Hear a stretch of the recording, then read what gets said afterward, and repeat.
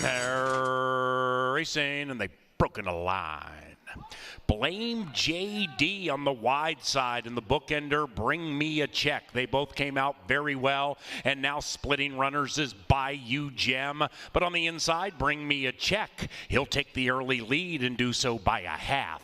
After that, we come to Euromatic, and that one is fourth and a close fourth, about 3 lengths from the lead. Euromantic is far, far clear from the gray Our Mercedes Boy.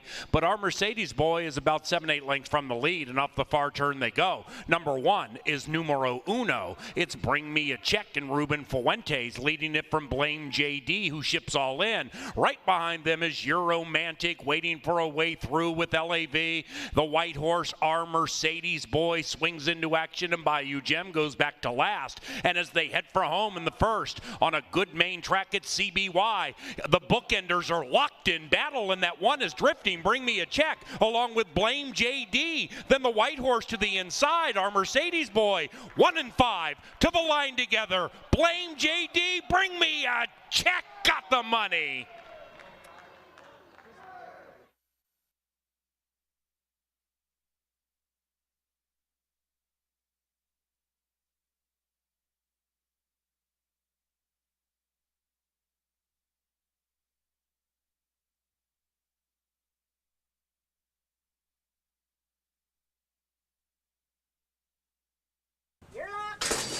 And they're racing. Summer Swinger outbreaks the field, and Summer Swinger in the queue on the stretch out right to the lead. Summer Swinger leads it by nearly 1 from that gray in second. It was the Devil's Idea. After that, we have Guest Check wearing Zozo's colors, about 4 lengths from the lead, running away from Top Dog. And the one in last is Screamin' Jalapeno in his main track debut, 5th of the 5 and about 7 lengths from the lead. Up the barn side, they travel race 2 CBY. Summer Swinger does it reasonably.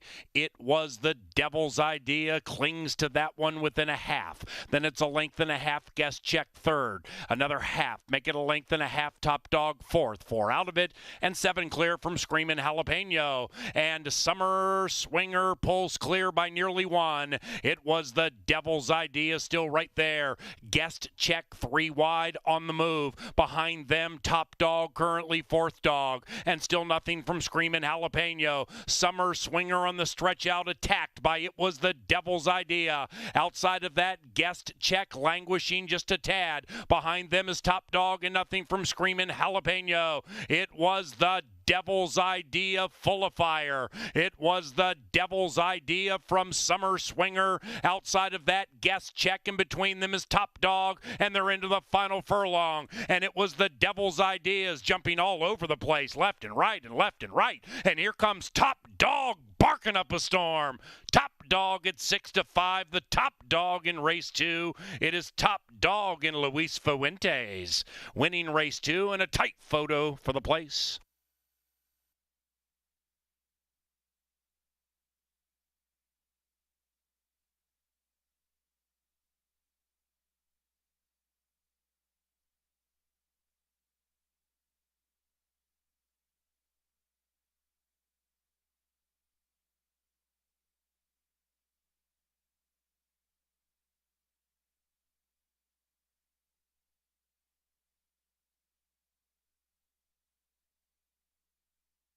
And they're racing, and they've broken a line.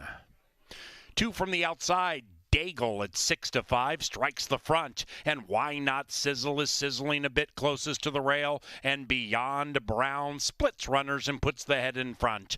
After that is Casilla, winless on the turf, about 4 lengths from this dawdling early pace. Then we come back to Curious Ingy, a bit wide around the turn, definitely in touch with the field and the leader, and the one in last is All Native. Around the corner they go, and they're chasing Beyond Brown. Ruben Fuentes trying to steal away at 25-1. Beyond Brown, a half. Daigle in second, a length and a half. After that, Why Not Sizzle, who is joined by Casilla just to the outside. Then we come to Curious Ingy, about 5 from the front, and in last is All Native. Still no change to the pattern into the far turn, and the Bomber leads the way. It is Beyond Brown looking to get into the black, joined in kind by the favored Daigle, and there goes Daigle, and Daigle blows right by Beyond Brown, who's doing the moonwalk. Why Not Sizzle is going up to second. Outside of that is Casilla. Behind them is Curious Ingy, blocked right now and full of run, and All Native continues to trail. There at the top of the stretch, here's Why Not Sizzle. Why Not Sizzle from Daigle. Why Not Sizzle at 7-1. It's another upset on the Canterbury lawn. Why Not Sizzle and Harry Hernandez beautifully. 1-5-2 in race 3.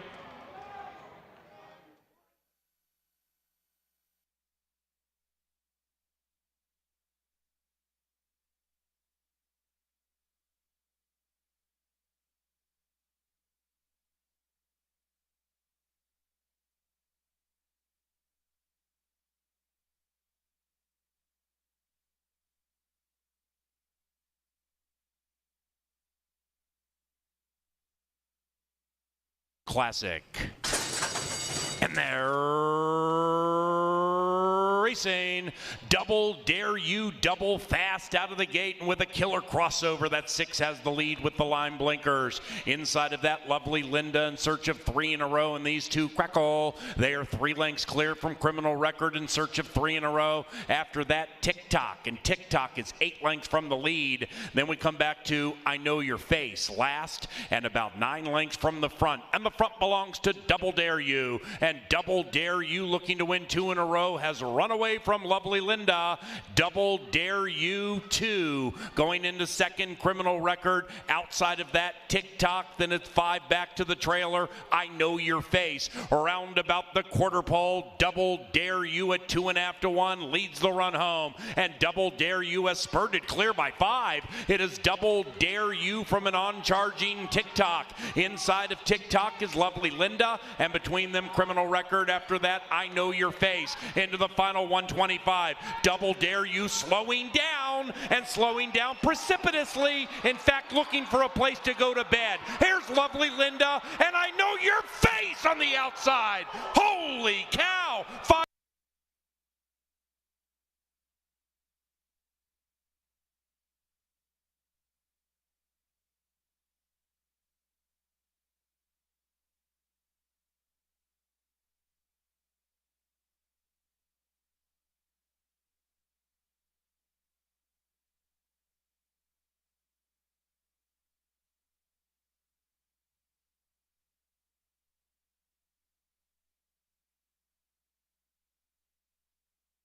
And they're racing. Very slow beginning for Seeking Splendor at 5-1, off in last.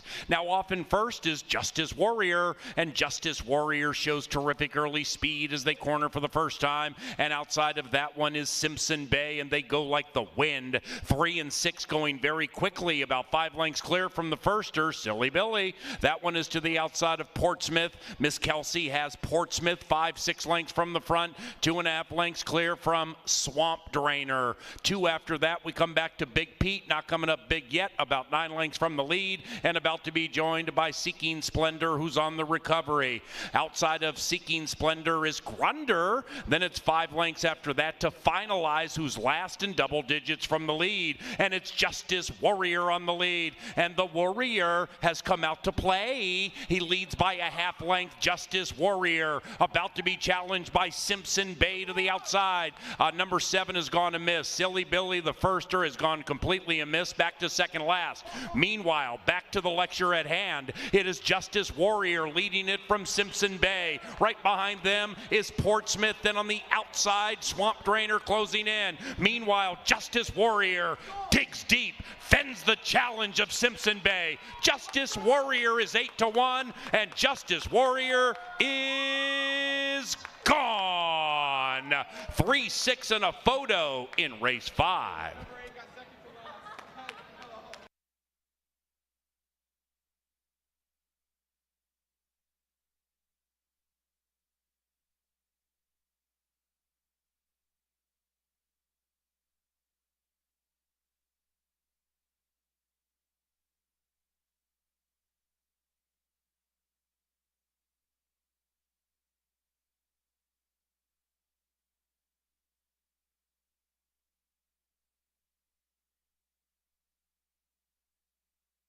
into the gate.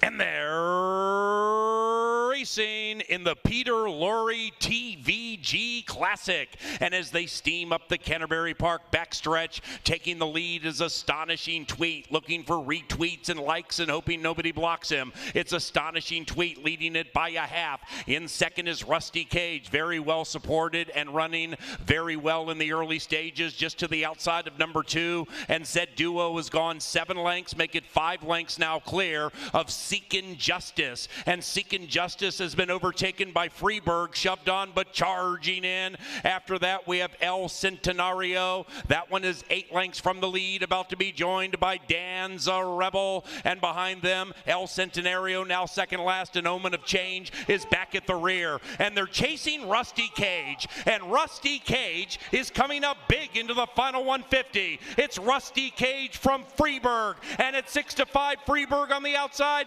And closing up on the inside is Seekin' Justice. Seekin' Justice, Rusty Cage. Rusty Cage prevails.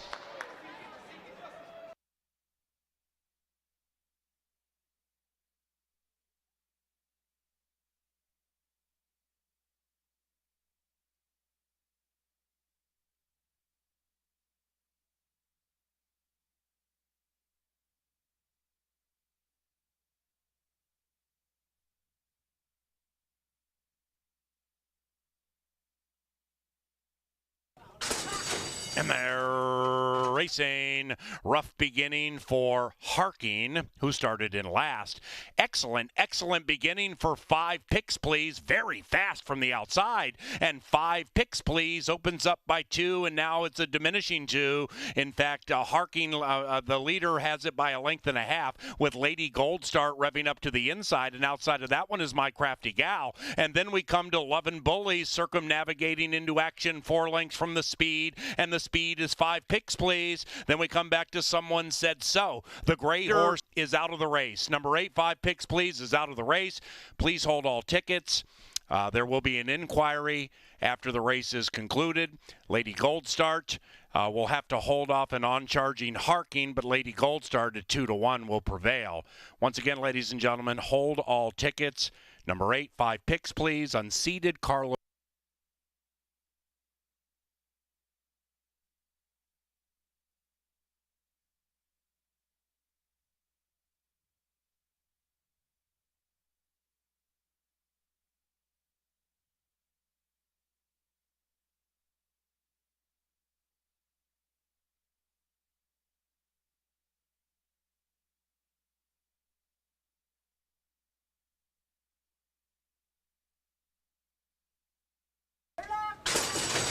And did it go? What now, my love?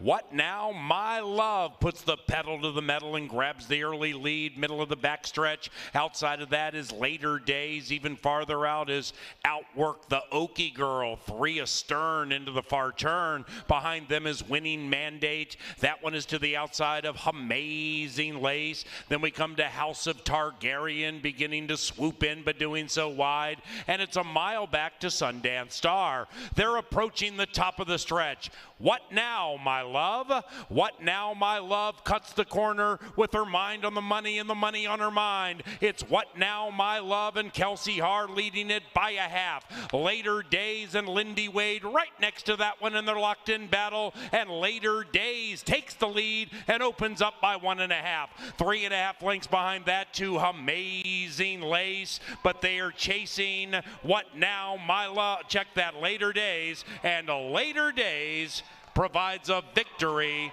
for Lindy Wade.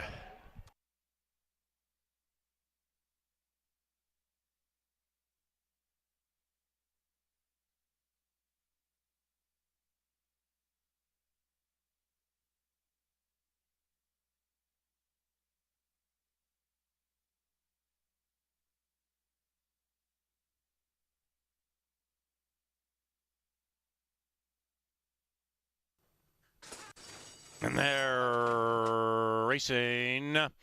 perfect start for everybody involved. And from the center, Leo Del Rio is the gray who gets the first call. But now that lead has been taken away and taken away in kind. Blame Bishop speeds up to the inside of Awesome Emmett. Then we come back to Kierkegaard, 7 lengths from the lead to the inside of Long Shot My Dominator, already pushed on. Ruxin is in search of 2 in a row and would have to do it from 8 out of it. And the one at the rear is Just Ask Joel. Blame Bishop leads it with 3 furlongs to go and is trying to pull away from Awesome Emmett. It is Blame Bishop opening up nearly 1. Kierkegaard is on the prowl, and Kierkegaard with the hot jock angles to the outside about 2.5, 3 lengths from the lead. Leo Del Rio is the white horse jumping up and down, 8 lengths from it, and they're chasing Blame Bishop. It is Blame Bishop from Awesome Emmett. Outside of that, Kierkegaard. Then it's Leo Del Rio chasing Blame Bishop, who takes a 3-length lead and makes it 4, and the race is over. It is Blame Bishop and Miguel Arroyo prevailing at 8-5 Kierkegaard. Awesome Emmett ran 3rd.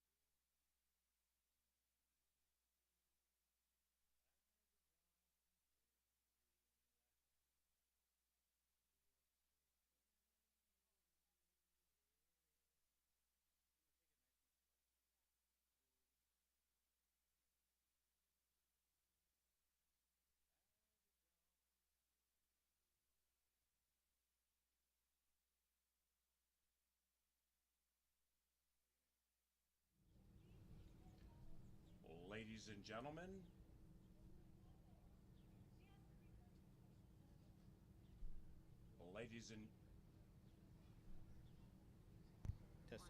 testing 1, 2. ladies and alrighty.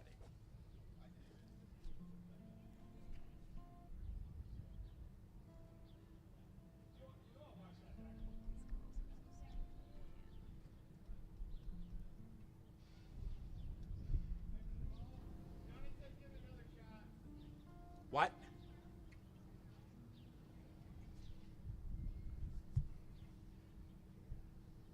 Man, I'm roasting. I can't imagine. Ladies and gentlemen, please rise. Canterbury Park is happy to welcome Quentin David to the winner's circle to kick off this beautiful Saturday with the singing of the Star-Spangled Banner.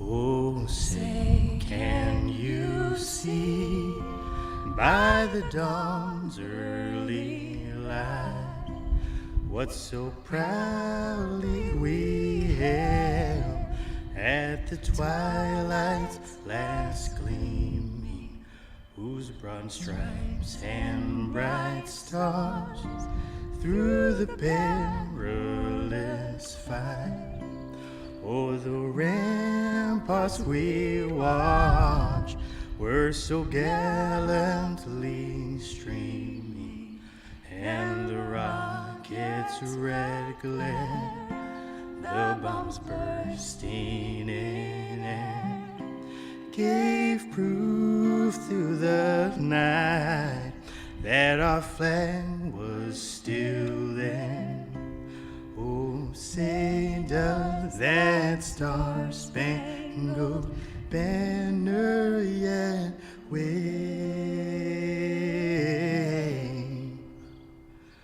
Oh, the land of the free and the home of the brave.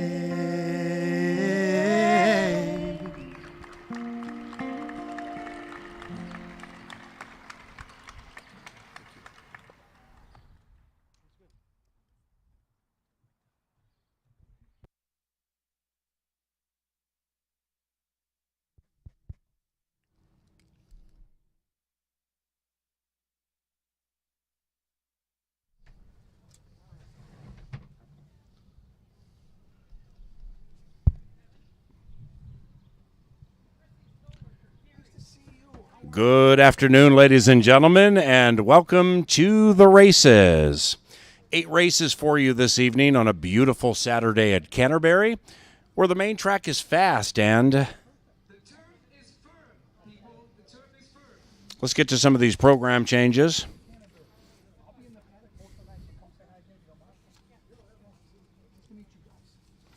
The first scratch in race 3, that's on the beautiful turf course, rail all the way in.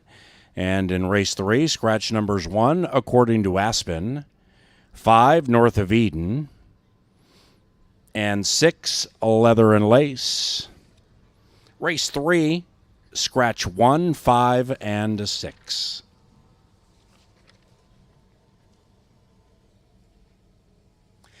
Now in the 5th race, scratch number 4, Sarginale. 5th race, scratch number 4, Sarginale.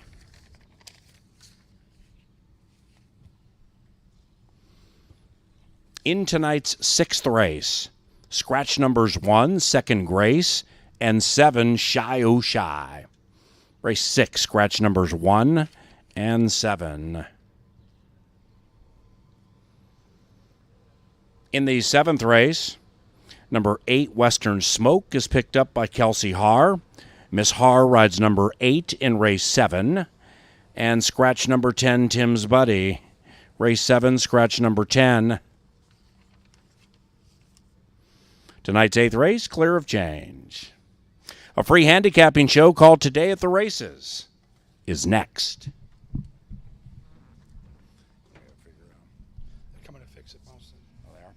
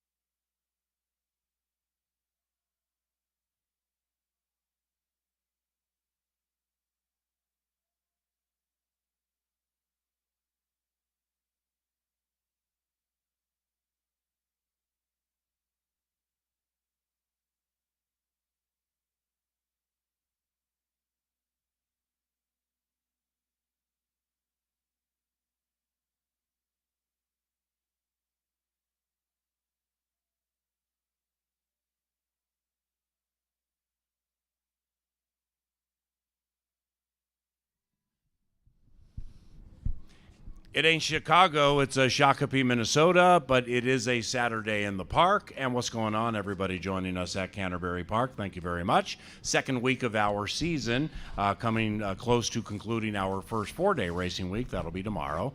And we thank everybody joining us from abroad and around the country, taking in teleracing via Canterbury Park. 8 for you this evening. That's Kevin Gorg, and I'm Paul Allen. And just inside of us to the left, those of you walking in right there, this could be a life-changing decision. Get into your pocket, buy that green sheet called Dave's Faves. I feel like he's going to be really hot tonight, and good afternoon. Good afternoon, PA. Yeah, he finished the card Thursday with 4 consecutive winners. Basically gave out the late pick 4 on top on Dave's Faves green sheet and cashed the early pick 4. So, yeah, great at both entrances. You've got Miss Macy by the Card Club entrance. You've got the actual guy, Superstats Dave, over here to camera right. And, yeah, you're going to want to bring your own opinion, no doubt. We all do.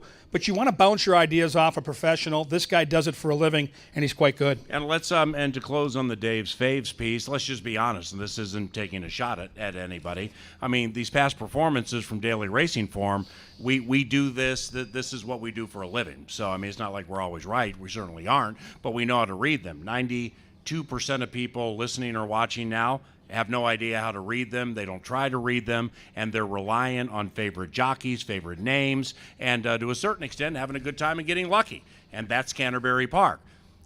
Purchasing Dave's Faves for $2, he does the work for you. And that really is the best reason to go over there. Plus, he's a nice guy. Good dude. Family day tomorrow, first family day of the season. Keep this in mind. Best day of the season to bring kids is each and every Sunday. Pepsi Family Day with face painting, pony rides, and a bevy of kids' activities. Father's Day is going to be phenomenal here, and CanterburyPark.com is where you get your best information. So now that we're nearly 2 weeks into it, and we've seen the ballyhooed Harry Hernandez ride, the Fuentes brothers winning races, Luis bouncing back from going down, likewise for Carlo Lopez, but Carlo Lopez and those with whom we're familiar here, what do you think the riding colony? It got a lot deeper, and you bring in Harry Hernandez, who was the champion jockey in Arizona over the winter. You bring in Jermaine Bridgemahan, who's ridden at great tracks like Woodbine up in Toronto. Talked about the Fuentes brothers. Kelsey Haar's coming of age after another stellar winter down at Oaklawn Park, bringing in long shot after long shot. It's great for all of us that handicap and bet these races because you can go 8, 9, 10 deep in our jockey colony, and you're going to get a great ride. And I like what I'm seeing so far. There's depth. We like playing long shots. So what I like about our jockey colony is you can find a horse at 15, 20 to 1 that has a shot, and they're going to get a good ride. I forgot to add this up before I got here, but I know it's a big number. Turf racing at Canterbury Park, the first winner of the season was 21 to 1. Yeah. Then the other day we had 3 turf races. The first 2 went 7 to 1, 8 to 1. So the $2 win mutual on this unpredictable turf course, it has been phenomenal. So when we have turf races and you use Dave's Faves and you listen to Kevin in the paddock and then you find your favorite jockey or favorite name of a horse, put it all together in a little superfecta for 10 cents. Maybe turn, I don't know, $12 into like $1,000. We've seen that happen a lot this season. First race, fast main track, and we have no scratches here. Out of all those jockeys that we mentioned, it does behoove us to remind you the champion jockey is Lindy Wade. He's the defending champion, and he's winning a bunch of races. He rides number 2, United Patriot. Who do you like and why? Interesting race, PA, because you only have 5 horses, but then you start to handicap and realize all 5 can win. And the only horse that I didn't include in my top 4 is the outside horse, the 5, who might be Lone Speed. That's and great. You know, you got Carlo Lopez, as you mentioned, coming off that tough little turf trip, and he might be out there loose on the front. I go back to the 1. He's going to save all the ground inside. It's Harry Hernandez. It's a big closer, which is a bit pesky, but it's a Kentucky Derby winning trainer in Chip Woolley. This horse should be fit and ready. Last seen at Turf Paradise in April. The 2, United Patriot, to me looks like he'll get a great trip from just off that speed. I don't think with 5 horses you're going to run into too much traffic, so the 2 will get every chance to win. And then sneaky 4-horse looking for 8. I don't know about the 2 to 1 morning line, but Oaklawn Invaders always do well at Canterbury. I go 1, 2, and 4 in a race where I think all 5 can win. Right, the Benny Woolley, Chip Woolley, has 2 in this race. I'm going to take the other one, and it's exactly for the reason Kevin said. I think Dynamic Ruler off the turf, never has won on the turf, 3 victories on the main track. I like the speed angle on the outside, so I think Carlo's going to jump the field and take them gate to wire. I pick it 5, 3, and 1. Now, race number 1 begins a 50-cent wager as what's known as a pick 4. Pick the winners of races 1, 2, 3, and 4. It's 50 cents. It's 50 cents if you use 1 horse in each race, okay? Now, you use as many or as few in each race as you want, then you multiply it, and then cut that number in half for the 50 cents. What I'm getting at is we offer up a 10% takeout, all right? Our company rake is only 10%. and that's dramatically less than anybody in the country. It's a nation low. So hundreds of dollars come back to the public when they hit the pick 5. What would you do here with this pick 4? That is, what would you do here with this pick 4? Would you use all, or like 2 or 3 of them? If you can find a single later in this pick 4 equation, I absolutely would hit the all button because it's only 5 horses.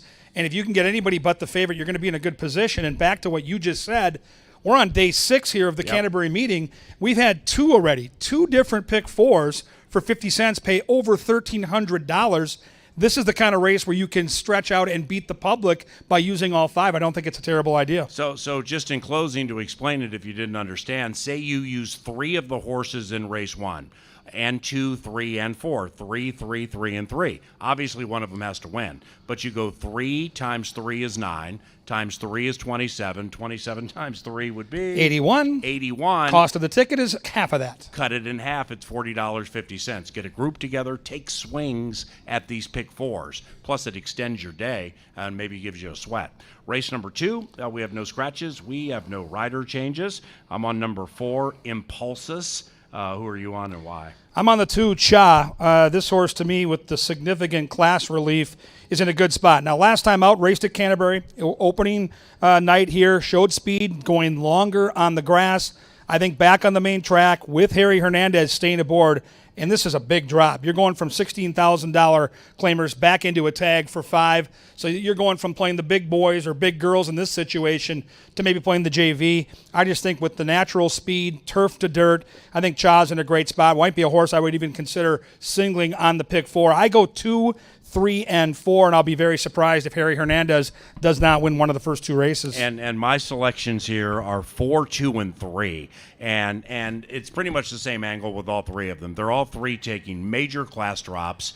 If all 3 of them are, for whatever the reason, they're dropping in class for a reason because they couldn't compete at the higher level. But if none of those horses win, and you get the 1, the 5, or the 6 home, that's how that pick 4 pays $1,300 for like a 50-cent investment. But I do believe one of those 3 will win. I pick it 4, 2, and 3. Now, to the third race, we head to that turf course. Big payoffs on this turf course, big fields too. Scratch 1, 5, and 6, 1, 5, and 6. Sadly, no superfecta wagering here. 3/4 into that pick 4, you got a quintet. What do you do? Yeah, the scratch has really changed the look of this race dramatically. I fall into the 2 horse here, Mad Grace. Not sure about the morning line with the scratches, but the morning line says 9-2. Love the workouts here locally, including a bullet workout at Canterbury. And then the turf figures, PA. You look at where this horse has run on the grass. Places like Churchill, Del Mar, Golden Gate. This horse has faced some tough competition. Now the inside post for Chad Lindsay. I don't think we're going to get 9-2, but I think we'll get 3 or 4-1. So I'll put the 2 on top. And then the outside 2 horses, 7 and 8, they went from having a bad post to really not having to worry about the post because we've got 3 scratches. The 8 has a ton of speed, but so does the 4. And then the 7, 12-1, that's dreaming. But Israel Hernandez and Lady Phyllis, I think, is a very sneaky horse for the gimmicks in this race. So I go 2, 7, 8. I'm taking number 8, Bold Ray, and I do like that early speed. And I don't envision a quarter horse like breakneck pace battle. I think it'll be controlled, and I know Harry will have the outside. Now, with Harry Hernandez, into our season, he had won the 3rd most races of any rider in the country, and he demolished the field at Turf Paradise. So in getting to know him, 25 years old, very wide-eyed, very talented, has a super bright career. But when it comes to winning a lot of races on the Turf Paradise main track compared to a turf course here, I mean, that's dramatically different. And now that we've seen him ride on the turf, I like how he rides this turf. Yeah, very patient, and he figured it out early. And again, there's some great turf racing in Arizona, but you want to save ground on this course. This course is quirky. It has hairpin turns, and if you get hung out wide on this turf course, you are doomed. And you watch the way he rides on the turf. He is so crafty at getting his horses to the inside. He's unafraid, and that's how you win turf races. Yeah, I'm going to make a win bet on number 8, Bold Ray, if I can get 2-1 or higher. Wasn't familiar with trainer Miguel Hernandez until he got here, and he has a 2nd, but he's a 22% guy, so I can trust the connections. I'm going to single number 8, Bold Ray, in my pick 4. 8, 3, and 4 for me. 8, 3, and 4. Now we get to the fourth race, the ever-important final leg of that pick four. Be nice to hit the all button and get all 7 of them just in case you're alive. Do you need the all here? Do you need a lot? Because you got Gainer at 2.5 to 1, Climb and Maintain. That one's 9 to 5. That's my selection. I like that one a lot. Who do you like? I think the deepest you would probably have to go, in my opinion, would be the 1, 2, and the 3. And I like the 1. I don't love the 1. It's again, it's one of those class drops where I get a little bit worried. But I think this is the right spot for Gainer. Gainer has run here before. We've seen this horse. We know who he is. He's been in over his head the last couple of starts. And to me, the tell is, look who gets aboard. Lindy Wade climbs aboard, last year's champion jockey. That tells me that the ship and dip is worthwhile. He'll have to navigate a very tricky post, Paul. You know it. Inside at 6.5 is a very, very tough post.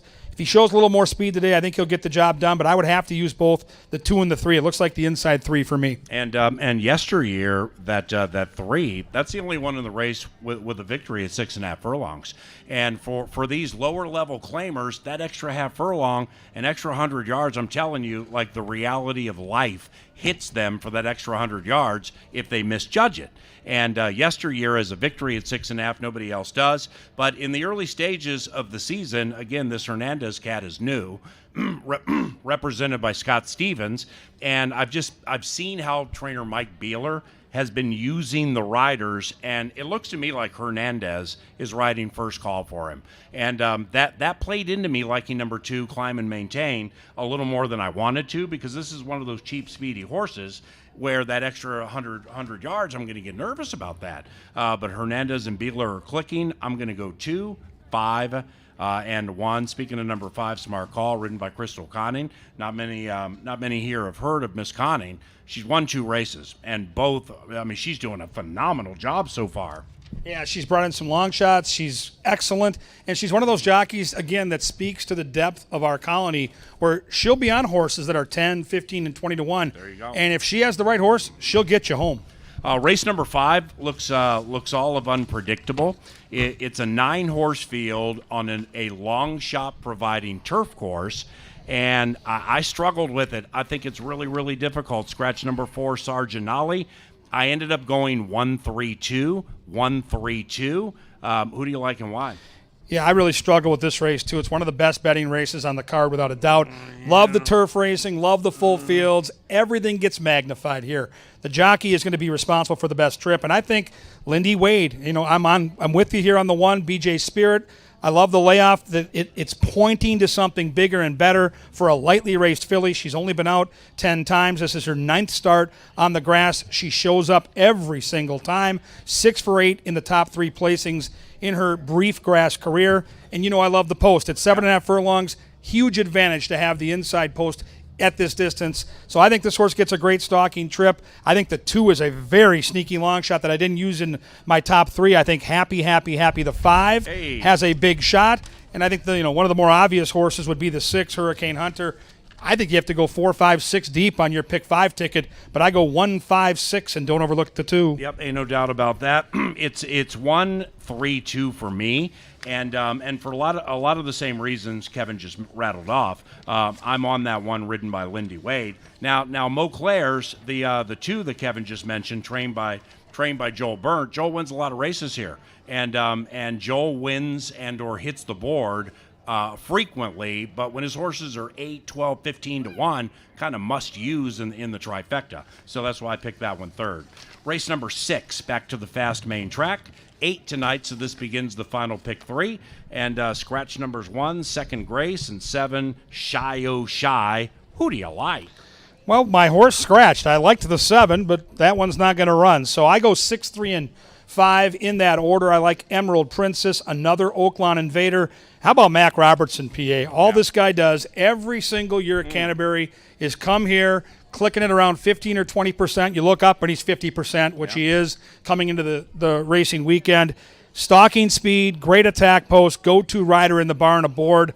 I love the horse. The 3 horse is obvious as a contender because she's got the best early speed, and she's in from glitzy Tampa Bay Downs. And how about the 5?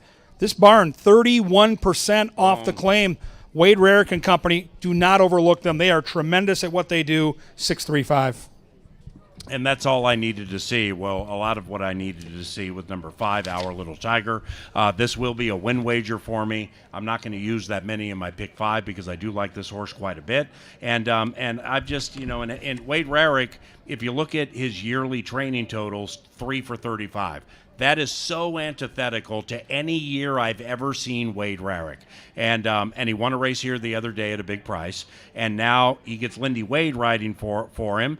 And you get that first claim where things seem to work well when he does that. So this one has never won on the turf, but 2 wins on the main track, and this is a main track race. So, I'm going to bet number 5 to win. 5, 6, and 4. 7th race. Wow, this races like this, you really personify turf racing at Canterbury Park because we have claimers. By the way, scratch number 10, Tim's buddy. Kelsey Haar rides number 8. Haar picks up number 8.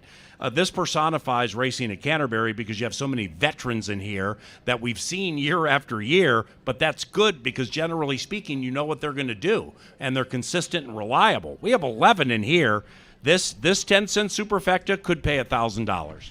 This is why I love the game, and this is why I fell in love with Canterbury. When you see claimers that you watch year after year after year, to me, the 7 is that horse. He's 10 years old. He's good as now as he ever was. Yep. He loves the turf course here. Yes, it's a tough field. Yes, there are others in this race that have beaten him, but I just love the setup for this race. He got the prep race in Nebraska at a smaller track called Canterbury Park. It was a dirt race. I've always thought he's better on the turf. I've always thought he loves the Canterbury turf, and he's 5 to 1. And they don't bet Larry Donlin out here like they bet Mac Robertson. So I think we might actually get 5 to 1. Yeah. Giant Gamble's the speed of the race. If he's feeling good, I think he wins. If he isn't, my goodness, there are a bunch of horses that can win this race.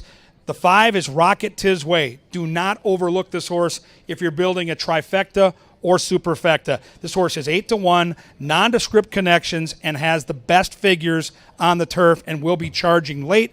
And then I like the 3 Epic Drama, 6 to 1. I mean, there are prices all over this race. I go 7, 5, and 3. I'm going to take a 7 Giant Gamble. If I get 4 to 1 or higher, that will be a win bet. Now, the one I picked in second is number 12, Outrun the Posse, also trained by Larry Donlin. And this horse pops up out of nowhere on the Canterbury lawn and runs unbelievably good races, then stays hot for a little while, and then gets off form. The reason I didn't take Outrun the Posse first is that 12 spot when you're going 5/8. I mean, you need everything to go your way, or you're 7 wide at the top of the stretch. But I just know what Outrun the Posse can do on this course. Ruben Fuentes, one of our better riders. I got the Fuentes brothers in the exacta, 7-12, and number 4 third, 7-12 on to 4. 8th race closes festivities. Final leg of Dr. Dan's late double. Who do you like?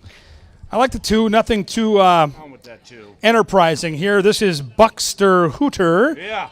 I get Harry Hernandez. I get a closer that's going to save all the ground, and I get a horse that loves Canterbury. 11 career starts on this track, 8 for 11 in the top 3. Love the workout back on May the 20th. I really like this horse. In fact, on one of my pick 5 tickets, I will be singled to this horse. The goofball I'd like to get in there is the 4 for Vic Hansen. I don't think they're going to bet number 4, Love My Boss. I do think the horse fits like a glove, and I'll use the 2 and the 4 to key a trifecta that also includes the 1, Conquest Cobra, and the 6, Top of the Game. So I go 2-4-1-6. It's 2-4-1 for me, and I think Buckster Hooter's going to be a 7-5 winner, and it ain't going to be close. Pepsi Family Day tomorrow, 1 o'clock. Best day to bring the kids. And go to CanterburyPark.com to learn more about our schedule. We race Wednesday, Thursday, Saturday, 5 o'clock, and Sundays at 1. We have a new sandwich shop here if you're hungry. It's really, really good. It's called Bo Diddley's, first level, right by Cutwater. And kind of it's where the Canterbury Cantina used to be. So stop by Bo Diddley's, get an unbelievably good sandwich. And for everybody joining us on track, thank you very much. It's going to be a wonderful, wonderful night for KG and everybody in TV. I'm Paul Allen. Have a wonderful, wonderful day. Ooh!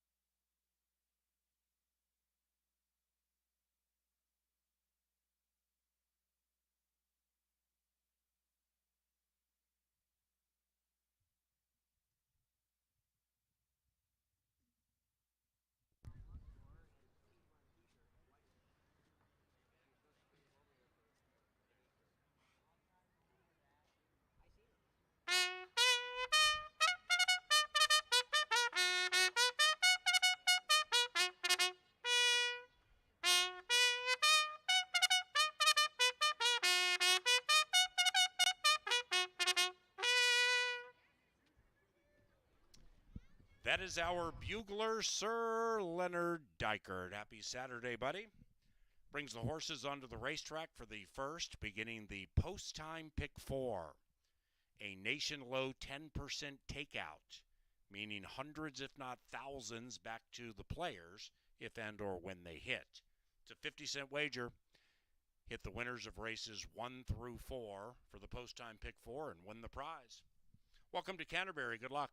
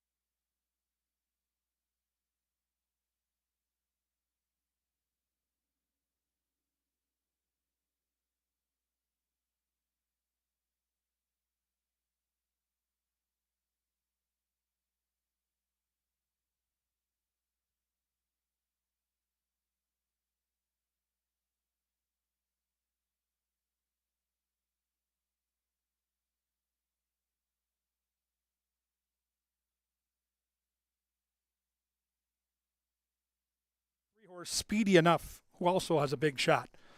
Then in leg 3, I'm going to use 4 horses, the 2, 4, 7, and 8. Turf racing has been wide open. There's been upsets, and I know it's a small field, but I want to spread here because they seem to all have similar numbers on paper. And if we're alive into the 4th race, we're going to single Gainer.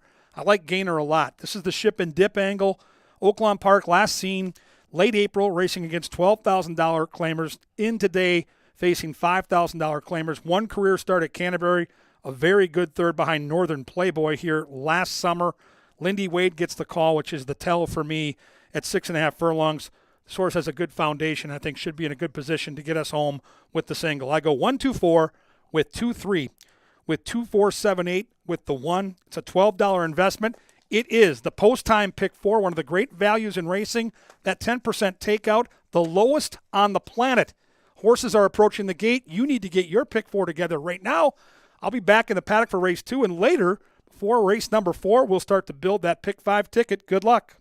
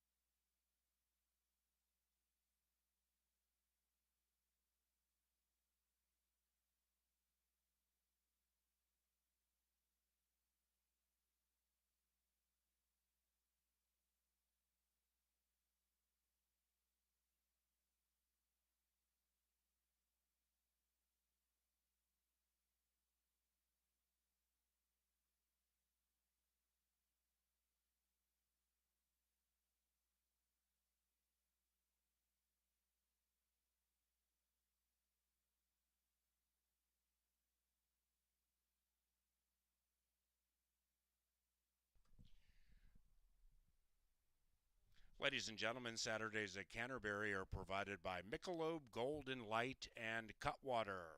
Canterbury's Sweet Treats Festival is happening now. We have some of the Twin Cities sweet vendors everywhere on the Canterbury grounds. Sample everything from cookie dough to crepes to shaved ice. Welcome Canterbury's Sweet Treats Festival to the racetrack. We also welcome our featured groups tonight. Katie's Day at the Races Party, Paul Schlingman's birthday gathering, and all the veterans in the American Legion Auxiliary Shakopee Unit Number 2.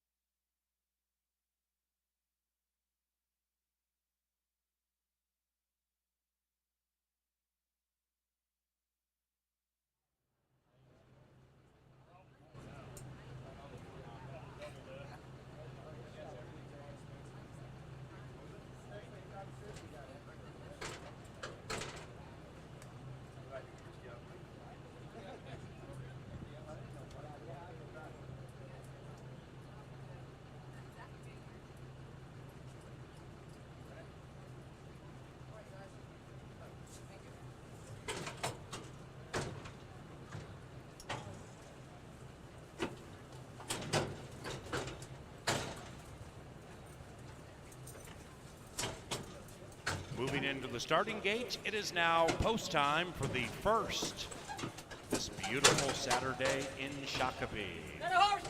T-Bone's Trick, the hot favorite to begin festivities. Best of luck in that post time pick 4.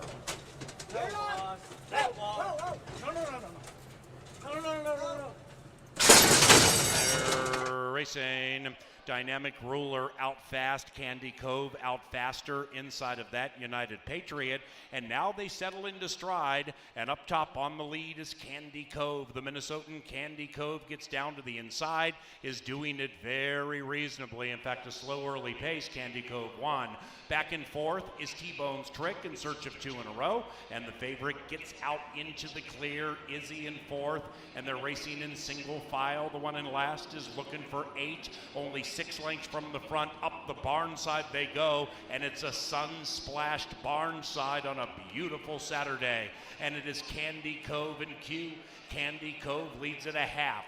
Pressured now by Dynamic Ruler and T-Bone's Trick, that 1-2 favorite on the move, doing it reasonably, a half length from the lead. That's the 1, 3 wide. Right behind them, United Patriot trying to win 2 in a row, and 7 lengths after that, looking for 8, now 10 out of it. 3 astern off the turn, and it still is Candy Cove. Candy Cove on a day dedicated to sweet treats. Between them, Dynamic Ruler. Outside of that, T-Bone's Trick shovels all in. Harry Hernandez and T-Bone's Trick needing to do more to provide the people with a winner who made him favorite, and now T-Bone's Trick has taken the lead, but it's a gradual lead, edging clear by a length and a half. United Patriot is rolling into second, and after that, a tired Dynamic Ruler and Candy Cove chasing and not catching T-Bone's Trick, and it was a nice trick. It's the People's Choice prevailing 1, 2, 3.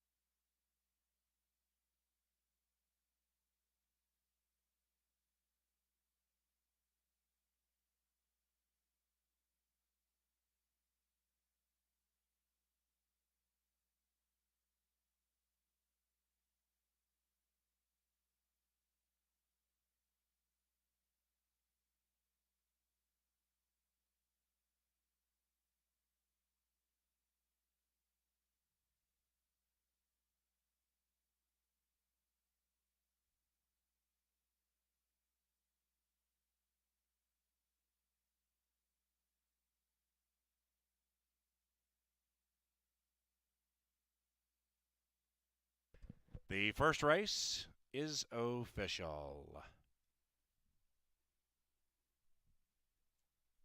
Exacta for $1, $5 and change, 50-cent trifecta. Top 3 finishers in a given race, about $13. And we're on to race number 2. Fast main track, no scratches, no rider changes. Racing at Canterbury provided by Atomic Data, Apple Autos, Bud Light Seltzer, Cutwater, JTR Roofing, Pepsi, Mystic Lake, Think Minnesota Realty, Minnesota Lottery, Loeffler, Quick Trip, and Continental Diamond. In the winner's enclosure, and winning for a second consecutive time, it's the veteran T-Bones Trick and Harry Hernandez. The winning owners, Benny and Marianne Woolley, and the winning trainer, Benny Woolley Jr. Final time, 137.22. We had a claim. The winner was claimed for $16,000. T-Bones Trick, claimed by Wade Rarick for Tony Barcher. They won a 2-way shake. T-Bones Trick, claimed $16K. W. Rarick Barcher.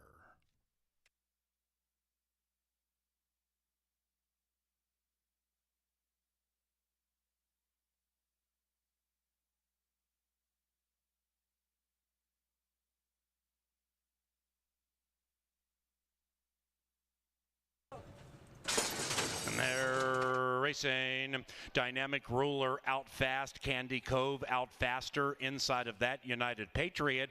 And now they settle into stride. And up top on the lead is Candy Cove. The Minnesotan Candy Cove gets down to the inside, is doing it very reasonably. In fact, a slow early pace. Candy Cove won. Back and forth is T-Bones Trick in search of 2 in a row. And the favorite gets out into the clear. Izzy in fourth. And they're racing in single file. The one in last is looking for 8. Only 6 lengths from the front. Up the barn side they go, and it's a sun-splashed barn side on a beautiful Saturday. And it is Candy Cove and Q.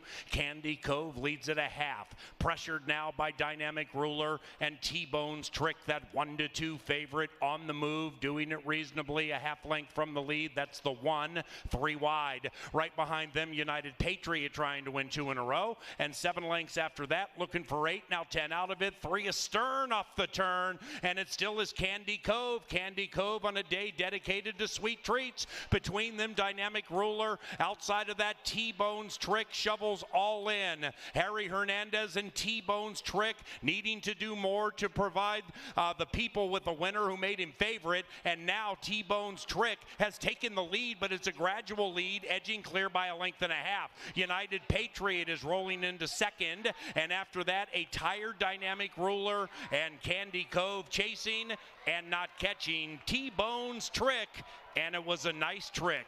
It's the People's Choice prevailing 1, 2, 3.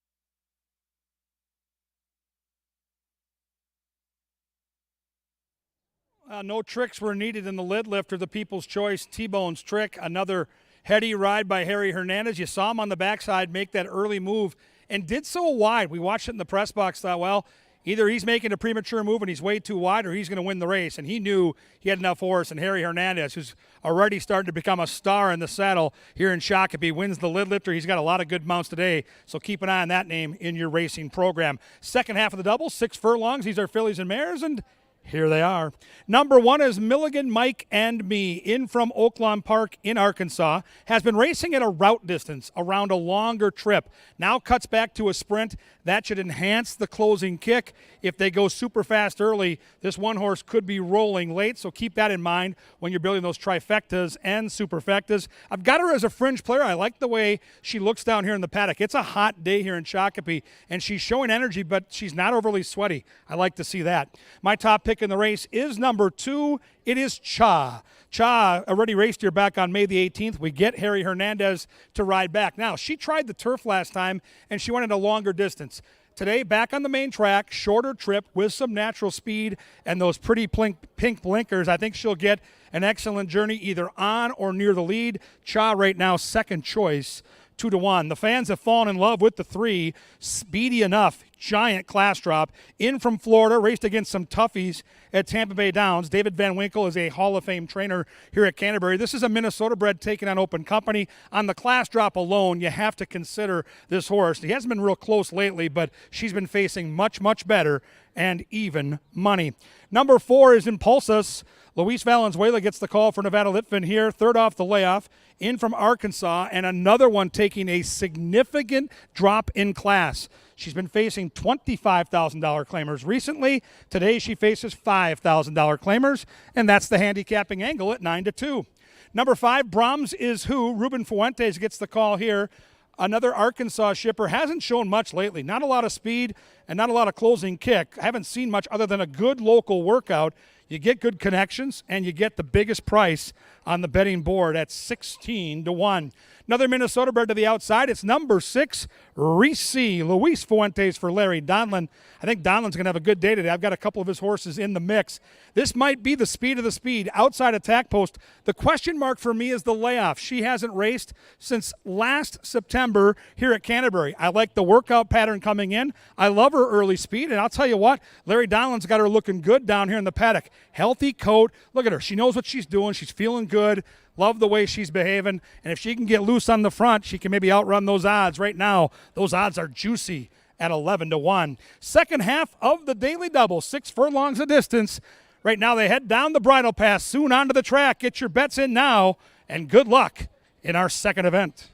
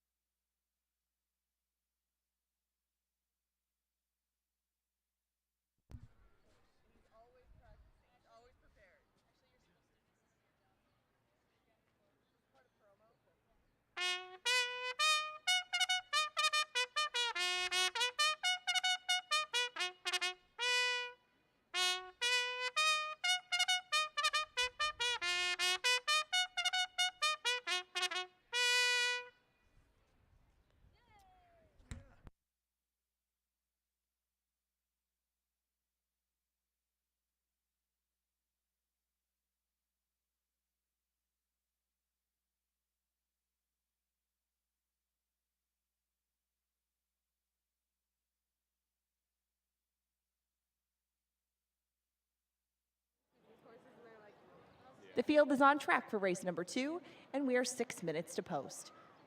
Win, place, show, exacta, trifecta, superfecta, in daily double and pick 3 wagering, all available here. Your current favorite is number 3, Speedy Enough, with 6 minutes to post. Once they get through the post parade, turn your focus to the winner's circle. You'll see a giant picture of Paul Allen. We're about to throw some rocks at it. Stay tuned.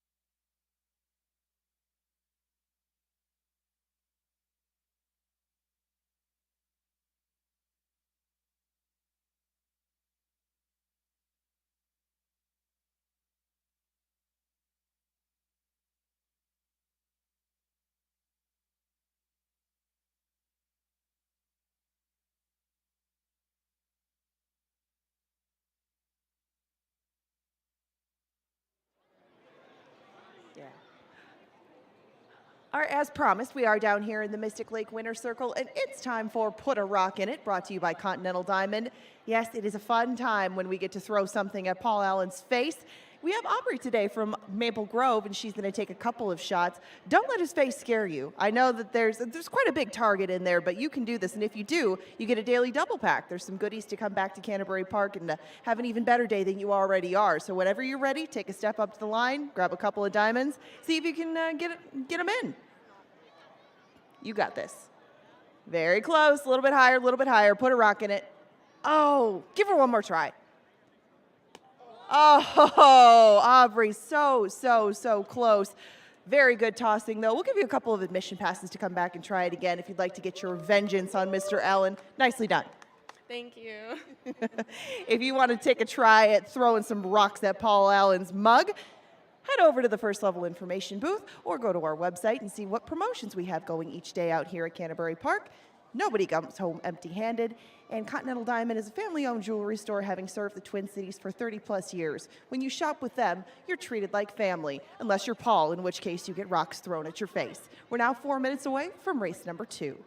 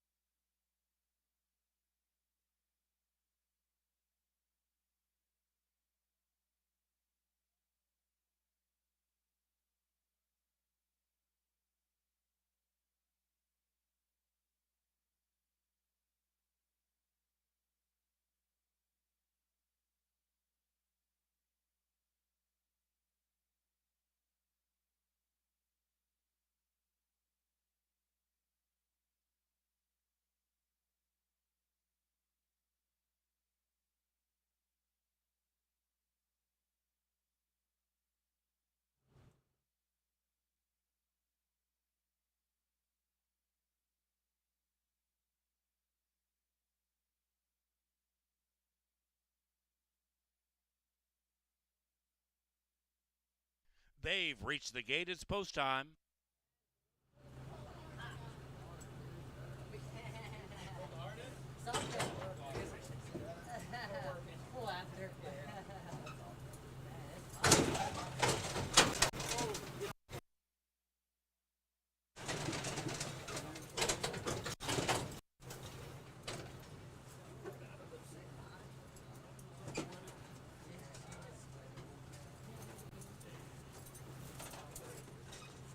Speedy enough goes in. Cha. Even money in favor. Here's Reese C. They're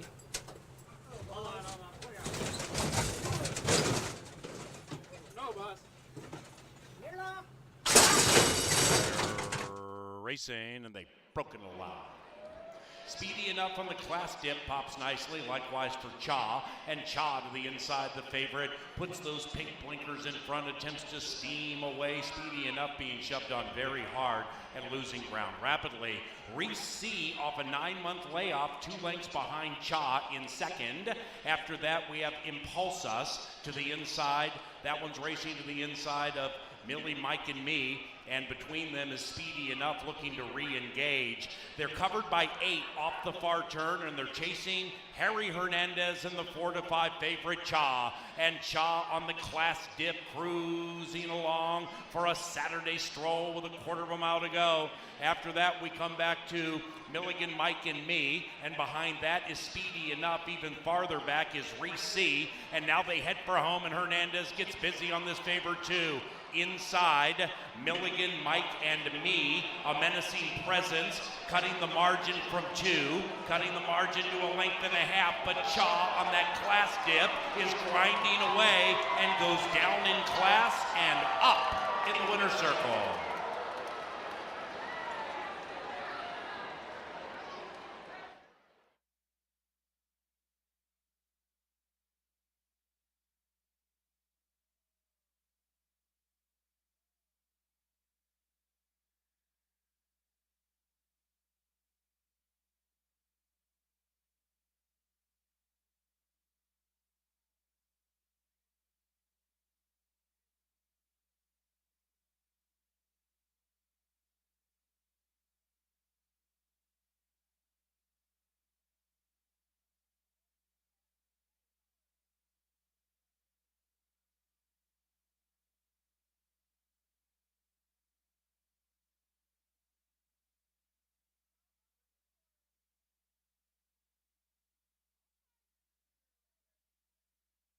Number 2, Cha, ran first. It is 2-1-3-5. Unofficial.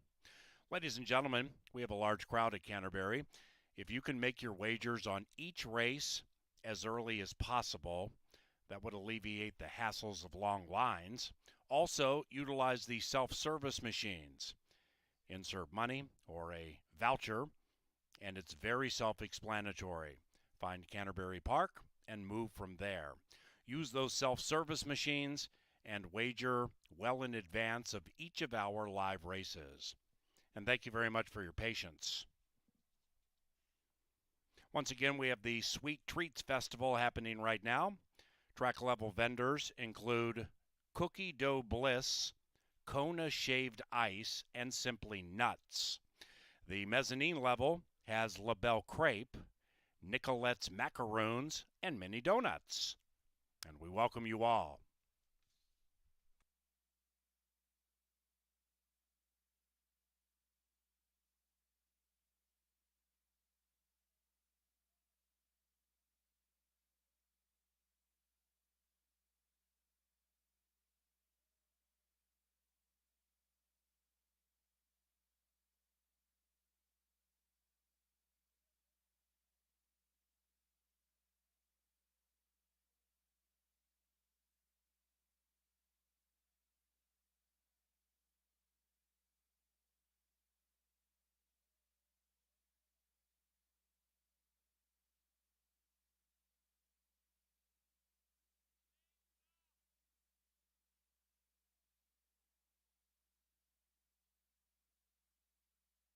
Race number 2 is official. And in the winner's enclosure, Cha, back-to-back victories for jockey Harry Hernandez. The winning owner is Tom Allen, and the winning trainer, Clint Stewart. That is 3 victories this racing week for Team Stewart. Exacta paid nearly $18, favored on top. That 50-cent trifecta, $23.30. Superfecta 25 and change for a dime, with the favorite winning. 1-2 double, swept by the rider, $3.90. 2 claims in race number 2. The victorious Cha claimed for $5,000. There was a 2-way shake. And the winning trainer, Miguel Jimenez, for owner Rick Tappy. And number 4, Impulsas, claimed by trainer Ryan Kenny for McKenna McCafferty. That's race 2, the victorious Cha, claimed for $5,000, Jimenez for Tappy, and Impulsas, the same amount, Kenny McCafferty. Race number 3 is 20 minutes from now. Turf course, firm. Rail all the way in. Scratch numbers 1, 5, and 6. No superfecta wagering in race 3.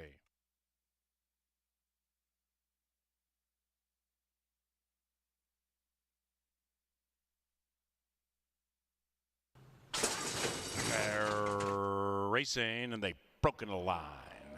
Speedy enough on the class dip, pops nicely, likewise for Cha, and Cha to the inside, the favorite, puts those pink blinkers in front, attempts to steam away, speedy enough, being shoved on very hard and losing ground rapidly. Reese C off a 9-month layoff, 2 lengths behind Cha in second. After that, we have Impulsas to the inside. That one's racing to the inside of Millie, Mike, and me, and between them is Speedy Enough looking to re-engage. They're covered by 8 off the far turn, and they're chasing Harry Hernandez and the 4-5 favorite Cha. And Cha on the class dip, cruising along for a Saturday stroll with a quarter of a mile to go. After that, we come back to Milligan, Mike, and me, and behind that is Speedy Enough. Even farther back is Reese C, and now they head for home, and Hernandez gets busy on this favorite too. Inside, Milligan, Mike, and me, a menacing presence, cutting the margin from 2, cutting the margin to a length and a half, but Cha on that class dip is grinding away and goes down in class and up in the winner's circle.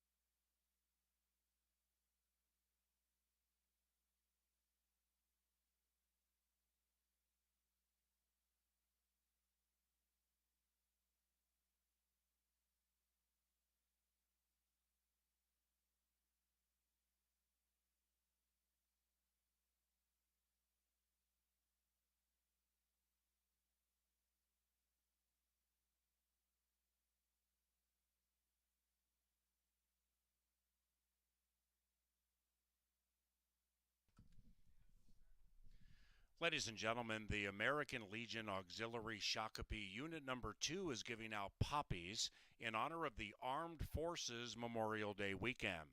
So show your support and pick up a poppy for a charitable contribution. All proceeds support veteran programs. They are on level 1, right next to Dave's Faves and the gift shop.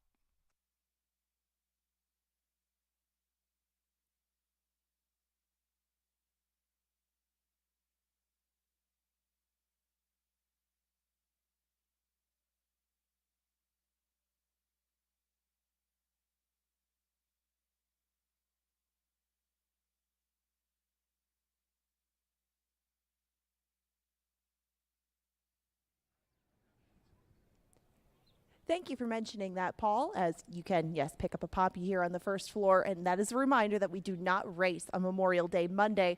We will not be racing Monday, but we will be debuting our Sunday race cards tomorrow. We'll start at 1 o'clock with our very first family day and the Sweet Treats Festival. Say that 5 times fast. Pony rides, face painting, sweet treats, fun for all the family, especially the kids. And remember, we start racing at 1 p.m. A couple of other marketing bullet points to get to. If you don't have your tickets yet for the Canterbury Concert Series, what are you waiting for? We have a lot of great acts this year, including Everclear, Melissa Etheridge, Cloud Cult, Government Mule, Anderson East. There's all sorts of different acts coming, a little something for everybody. If you want the information for when they're going to be here and how to get your tickets, head to CanterburyPark.com for information on both that and the Taste of Canterbury. It's a good way to upgrade your experience here. They have different events going on throughout the summer. We have tacos and tequila on June 4th. Bourbon Whiskey Smokehouse on July 9th, an Asian culinary experience on the 30th. Kind of whatever you're into. There's a little way to add to it with the Taste of Canterbury. Check out the information on that, too, on our website. We move along to the turf course for race number 3. We do have a few scratches out of here. Take out the 1 according to Aspen, take out the 5, and take out the 6 in this spot north of Eden, and Leather and Lace, both withdrawn as well. So we're left with the field of 5. We have no superfecta wagering as a result, and inheriting the rail is number 2, Mad Grace. You can see Mad Grace, they're back in the saddling enclosure. It is warm out here, as Kevin mentioned, so they're going to stay back there a little bit longer. Chad Lindsay is on board Mad Grace in this spot. David Van Winkle just claimed her last time at Turf Paradise, but she had really been all over the West Coast. She had been in Northern California, Southern California, in Phoenix, down at Tucson. Mad Grace makes her way up here, though, off a win at Turf Paradise. That was going a mile on the main track. And she'll go back to the turf course where she's actually done the majority of her lifetime work. 24 career starts on the turf. No surprise that she is a daughter of English Channel, and Mad Grace is going to, again, make her first start up here in Minnesota and do so in some of the best form that she's been in lately, as she did win last time around when David Van Winkle claimed her. Mad Grace, I thought, would be a pace contributor in here, at least close, if not right on the front end. But we'll find out what Mad Grace can bring to this course off that impressive main track victory down in Arizona. Stars of Bluegrass was entered opening weekend. She didn't run. She comes back in this spot, and she will return to the turf. She won 2 back when she was claimed by the Asperino barn. Last time she did get up by a length and a half. She's kind of a quirky little horse. Stars of Bluegrass got her moving around in the stretch. I believe she wears a big cup on her right eye, and Stars of Bluegrass might not get as much pace as she would like in this spot, but she's not one-dimensional. I mean, she can lay a little bit closer than she did that day. Stars of Bluegrass looks good out here in the paddock. She looks to be on her toes, and she will be going in this spot. In fact, she's getting a little bit spunky. The one right behind her, Swanage, a little better behaved. This one did race on May 18th. She was 3rd that day, but she should be up front at least part of the way, if not the whole way. Swanage gets to the turf course where we last saw her on February 26th of this year. She was doing a good job wiring fields down at the fairgrounds this year, or at least taking them a good part of the way. That's the way she likes to run. Kelsey Harp put her on the lead last time. Again, they finished 3rd, but that was on the main track. Now she'll go back to the turf, and that's been the site of her 3 career wins. Lady Phyllis is the next one we go to with the scratches of North of Eden and of Leather and Lace. Lady Phyllis hasn't run on the turf since November. She was 3rd the last time that she was seen on the grass, but of course she was on the main track at Remington. That's where the Sanderson barn claimed her, brought her to Fauner Park, and I mean, you can forgive that last start. She's probably not naturally a sprinter or a dirt sprinter for that matter, but that's where she made her seasonal debut on April 15th. She was 5th, beaten 6 lengths that day, but Lady Phyllis should make a better representation of what she has to offer in this spot now that she goes 2 turns on the grass. Bold Ray is your favorite right now at 4 to 5, and Bold Ray deserves that based on some of her recent form. She comes off a 2-length victory in an off-the-turf race, but prior to that, she was racing in stakes company at Sunland and doing very good work on the front end down in Arizona. I mean, she's 14 for 44 lifetime. I don't really need to explain all of her credentials. It's right there on paper, and Bold Ray should be up there contesting the pace with Swanage, if not on the lead herself. Bold Ray is just a racehorse. That's why she's 4 to 5. It's field of 5, so, I mean, she should get a good trip regardless of where they place her early. And we find out in 9 minutes if she can put them back to back. That's the way that I went in race number 3. Remember, no super as a result of the scratches in this one, but your wagering options remain win, place, show, exacta, trifecta, doubles, and pick 3s. Good luck. They head out to the track shortly, and Kevin Gorg's power play is set to follow this one up.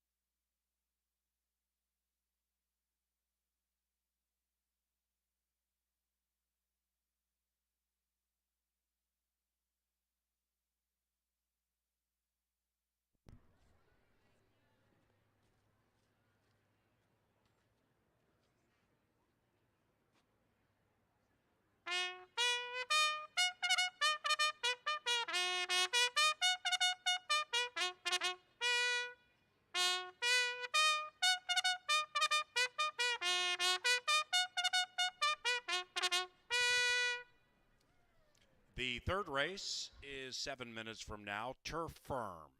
Scratch 1, 5, and 6. No superfecta wagering.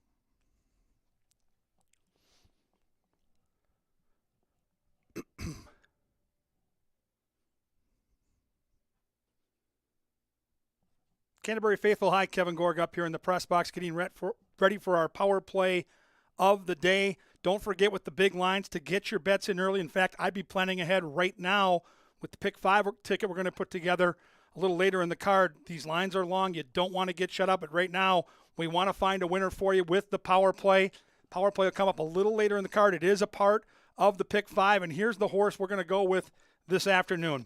One of my very favorite horses on the grounds, race 7, number 7, Giant Gamble. It's a crowded field of 11 going 5 furlongs on the turf. And what I love about this horse, as you get to learn the past performances, here's a couple of cheaters for you to help you get used to looking for certain angles. Number 1, this angle right here that I colored in orange, Canterbury Park. What's the horse done on this racetrack? Right here you can see 22 starts, 4 wins, 3 seconds, 3/3. How about the recent form? I always think these last couple starts are most important. Back-to-back wins at long shot odds of 7-1. The other thing I look for are the workouts. These are very important. Down in the lower left-hand corner, a nice breeze over the track. This is the race we're going to look at. Last June, similar field, exact distance, 5 furlongs on the turf. In a crowded race, I want a horse with speed. And Giant Gamble might have the best speed in the race. As we watch the race, it's a similar field. It's another big field. And there you see Giant Gamble out right to the lead.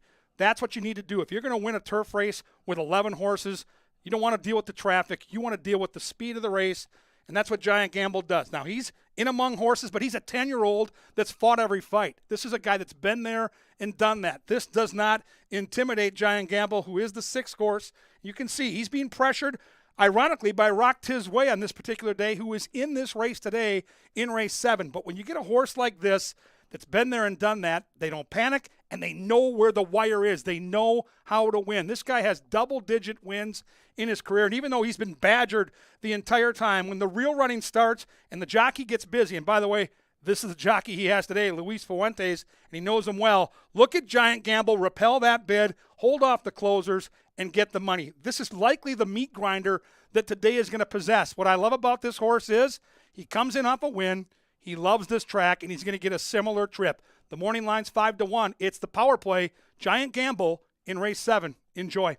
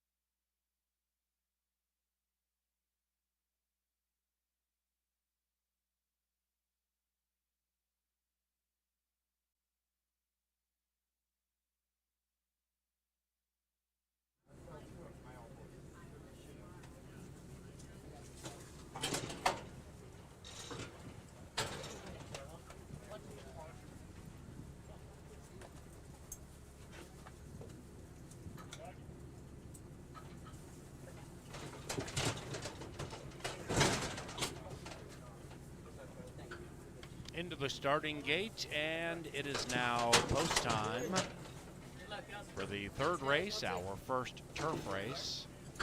Bold Ray, even money, and the last in line. Hernandez for Hernandez. They're racing. The quintet was off squarely. Swanage from the center shows good speed, and so does a high-headed Mad Grace taken off the pace. And now the favored Bold Ray. He comes scurrying up to the outside of Swanage, and those two race out. Lady Phyllis is next, and Mad Grace has gone back to the rear, overtaken by Star of Bluegrass. And the 5 corners separated by 6, and they're chasing Swanage. It is Swanage at 2.5 to 1 Bold Ray. After that, Star of Bluegrass lay third, 3 from the front and to the inside of Lady Phyllis. After that, Mad Grace, looking to win 2 in a row, guided to the outside, advancing, and the 5 all of a sudden are sardined. It's 4 lengths from front to back, and they're chasing the 4. It is Swanage and Miss Har. Swanage nearly won. Hernandez starts riding Bold Ray to the outside. Star of Bluegrass full of run, nowhere to go, just checked. Outside of that, Mad Grace. Then we come back to Lady Phyllis. Still 5 from front to back, and Kelsey is in control. It is Swanage leading at 1. Now, Lopez gets Star of Bluegrass to the outside. Bold Ray is languishing. On the far outside, Mad Grace. Right behind them is Lady Phyllis. And up goes Star of Bluegrass. Star of Bluegrass from Swanage, who comes punching back to the inside. And it's Swanage and Star of Bluegrass with Mad Grace late. Swanage, wire to wire, basically, yes. Lost the lead for a second, came right back and won.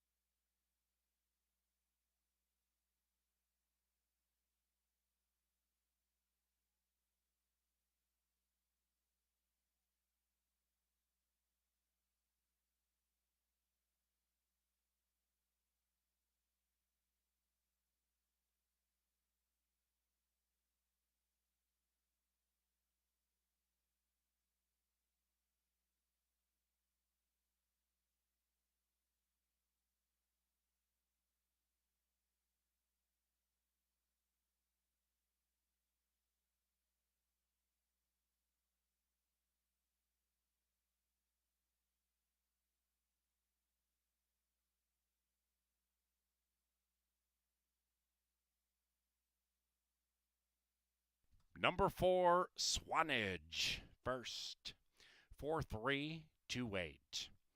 Number 2, Mad Grace, who ran third, was claimed, a $16,000 claim.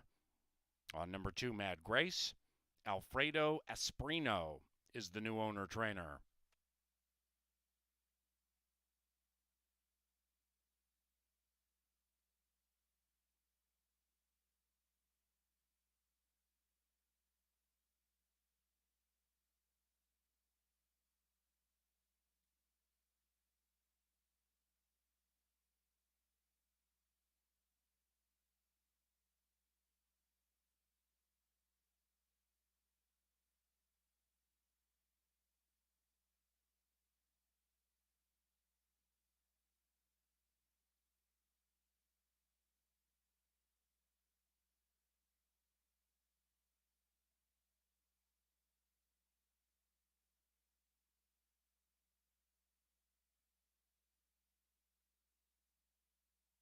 The third race is official. That 4-3 exacta $13.90. Trifecta $20.40. The double from race 2, $8 and change. And the first pick 3 today paid $6.40. for 50 cents. Race number 4, fast main track. This begins the 50-cent pick 5. Pick the winners of races 4 through 8 and hit the pick 5. No scratches.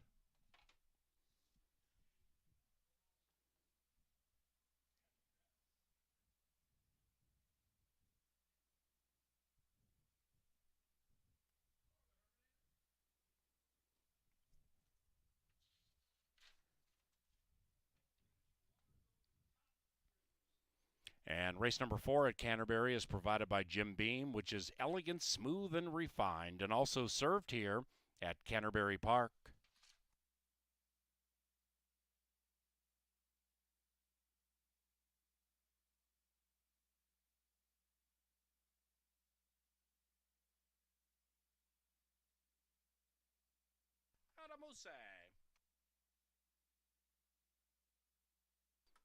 Now entering the winner's enclosure, it's Swanage and Kelsey Haar. The winning owner, Jimmy Skinner, and the winning trainer, Bob Klein.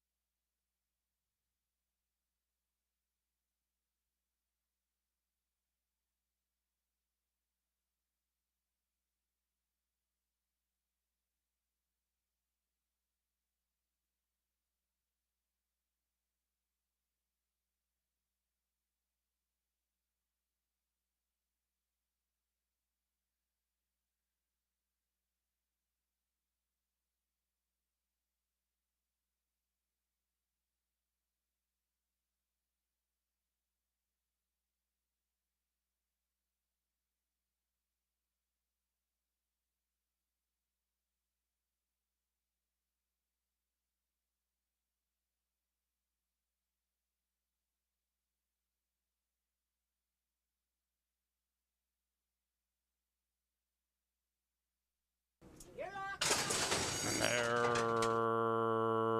racing.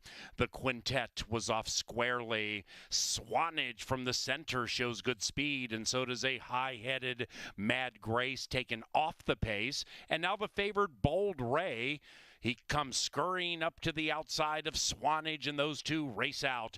Lady Phyllis is next, and Mad Grace has gone back to the rear, overtaken by Star of Bluegrass. And the 5 corners separated by 6, and they're chasing Swanage. It is Swanage at 2.5 to 1 Bold Ray. After that, Star of Bluegrass lay third, 3 from the front and to the inside of Lady Phyllis.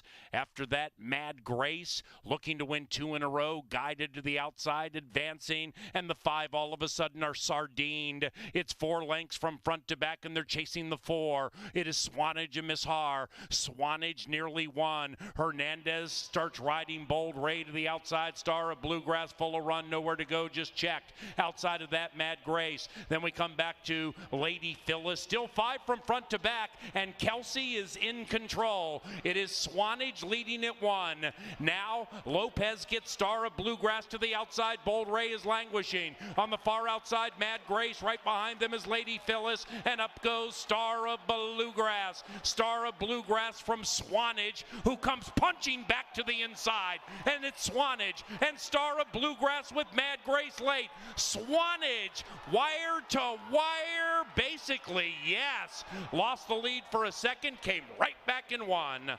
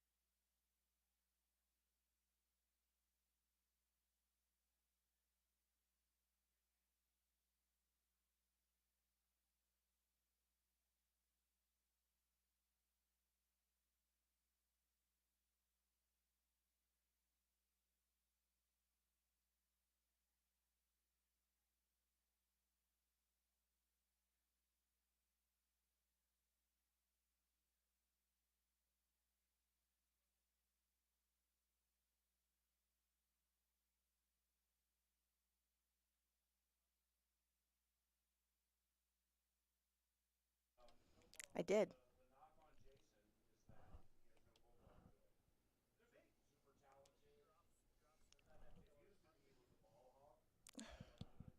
Okay. Yeah.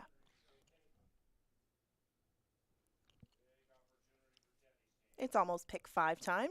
So we'll talk about a horse that maybe we can, I don't know about single because we have a single off to my right in the form of the one horse, but the angle that we're going to take today is with yesteryear. Now, the angle is the distance. 6.5 furlongs is the distance of race number 4, and it can be a very tricky one for sprinters. Sometimes it might be a little bit too long for a pure speed horse. It might be a little bit too short for a miler or two-turn horse.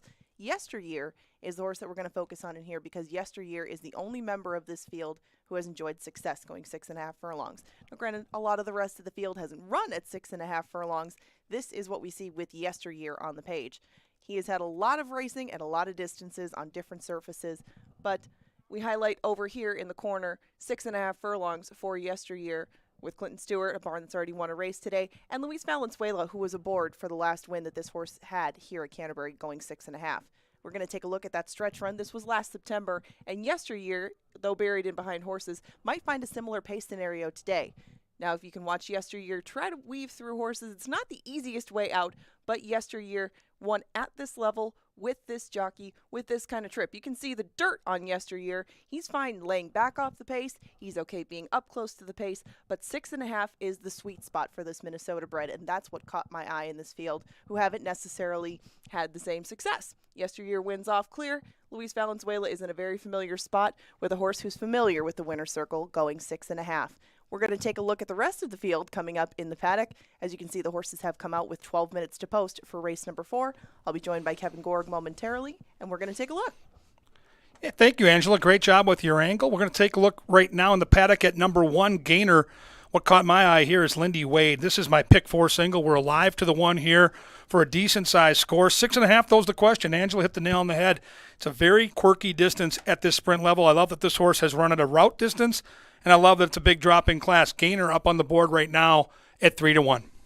You get your favorite coming up next, Climb and Maintain. I understand why he's the favorite, as this horse looks like the controlling speed of the group. He's 5-2 at the moment. It looks like he's getting pretty warm out there, but a lot of horses today are going to be in that same boat. Climb and Maintain ran 3 times at Will Rogers to start his 3-year-old year, and he did win a couple of back. He should be in front at least part of the way. Harry Hernandez likes to get going right out to the front, and I would expect Climb and Maintain to be the one they have to track down and beat. Boy, Angela, your horse looks great in the paddock. Love the energy. Love the coat of number 3. Yesteryear, I have this horse second in my analysis. Will absolutely be one of the horses to key in on if you're going to play an exacta or a trifecta. Short rest, 9 days off, but a big drop in class. Faced Allowance Company at the state bred level last time. Even at Will Rogers this year, those are salty races, and showed speed in those races. Probably sits just off the 2 and gets the perfect trip. I think a major player at 7-2. Yeah, that was a fast quality allowance. He exits front office, exits a different sort of race, a 5,001 at Fauner. Front office has tried this distance 9 times, has yet to hit pay dirt, but he is just 1 for 35 in his career. Lots of pieces, though, for front office, and he's usually in amongst them throughout. So if you're looking for a trifecta, a superfecta sort of horse, the field's long shot might fit the bill for you. We just watched Kelsey Har win. I'm all about girl power in this jockey colony. We've seen Kelsey Har win all winter at Oaklawn. How about Crystal Conning? A couple of long shot wins already this year at Canterbury. She gets legged up on the 5. Smart call. This is a horse that should be rolling late. Cuts back out of those route races, has decent kick, and has enough speed to, I think, stay in touch with the 2 and the 3 who figure to be faster. This is another square price and a horse, if you're building a tri or superfecta, that absolutely fits. Holy Muchacho is going to make his first start of 2022. The last time that we saw him at 6.5 at Canterbury, he was finishing second. It was a good finish, second behind Irish Charlie. Kind of know what you're getting with Holy Muchacho as he gets off his front feet in the paddock. He'll come wide, he'll come late, and if the pace is right, Holy Muchacho is one that can pass them all in the lane. Here's the 7, looking good in the paddock. Good healthy coat, big strong rump for Shattered Dreams. Chironis gets the call here. 3rd time off the layoff. The pesky part for me is the 1 for 22 lifetime. Doesn't have the proficiency to win a lot. Should have some closing kick. Is fit. And again, 3rd time on the form cycle off the layoff is when you normally get your very best effort. We start the pick 5. We're going to go through a ticket here very shortly. Here's the grid of selections. It's race 4 at 6.5 furlongs. You've got to get that 50-cent pick 5 started. I'll walk you through my ticket in a couple of minutes. Right now, though, the call to the post.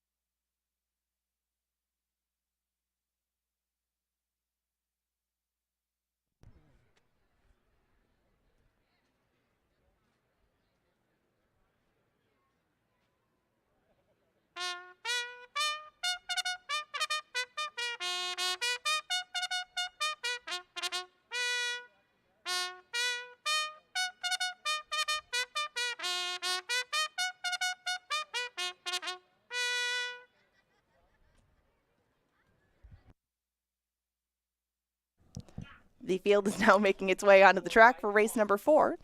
They'll break for the 4th in 7 minutes. 6.5 furlongs is the distance, and this is the first leg of our 10% takeout, 50-cent pick 5. Additional wagering options include win, place, show, exacta, trifecta, 10-cent super, dollar doubles, and 50-cent pick 3s. In race number 4, your favorite at 3-2, Gainer. Kevin Gorg has a pick 5 ticket put together. He'll take you through it shortly.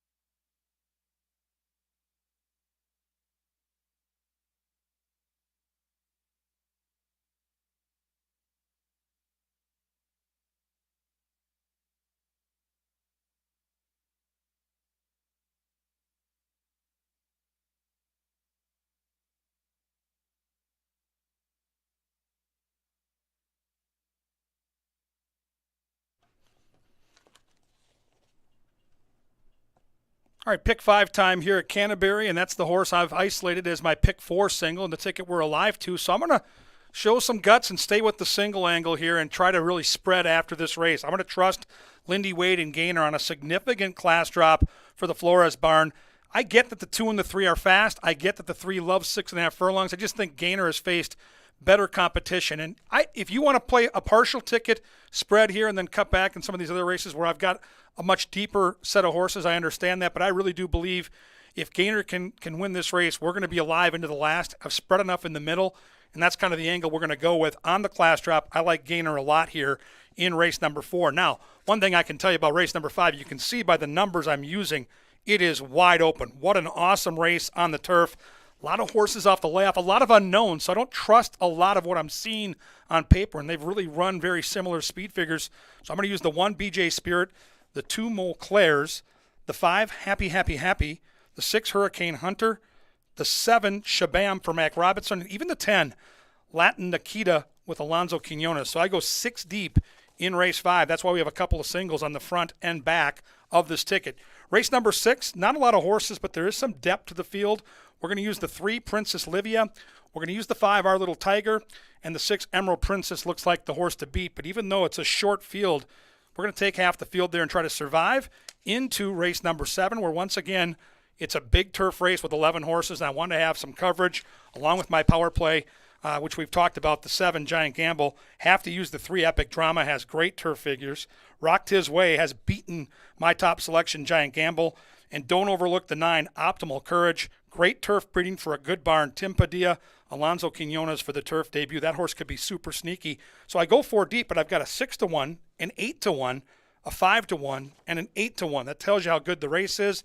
Hopefully we're alive into the last, where I think Buxton Hooter with Harry Hernandez will get us the money. We single on the front. We're going to single on the back. It's only a $36 ticket with those 2 singles and all that coverage in the middle. It's like a sandwich at Bo Diddley's. It's going to be very tasty, and hopefully we're going to get you some money. The pick 5 is a 50-cent bet. The 10% takeout is the lowest in the country. You can't win it if you don't get in it. You've still got time. Get those pick 5 bets in now. The horses will be at the gate and ready to rumble in 3 minutes.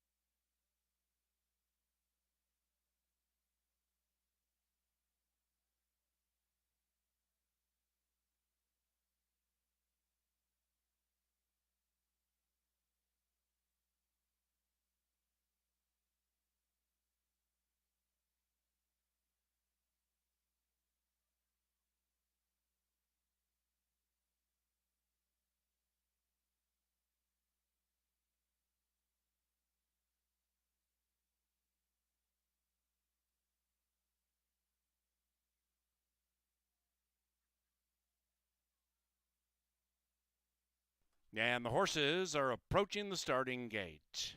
Welcome to those here with Katie's Day at the Races. That's our featured group for race number 4.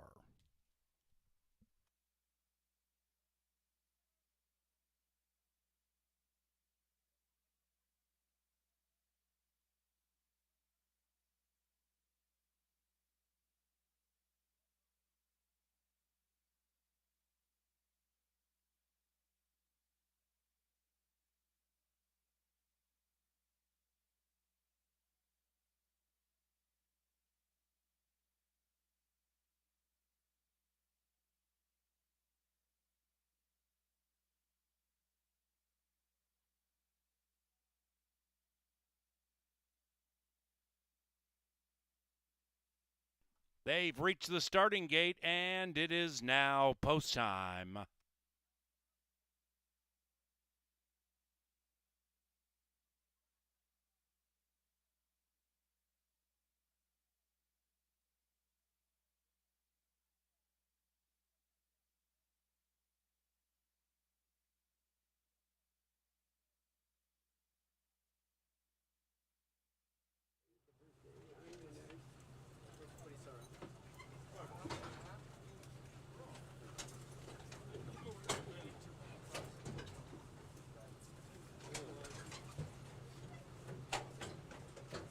One out. Shattered Dreams last in. Gainer favored. They're racing. Number 1 Gainer, the favorite, came out okay, but then takes back and going off to the lead. Climb and Maintain. And Climb and Maintain clears off by a length and a half.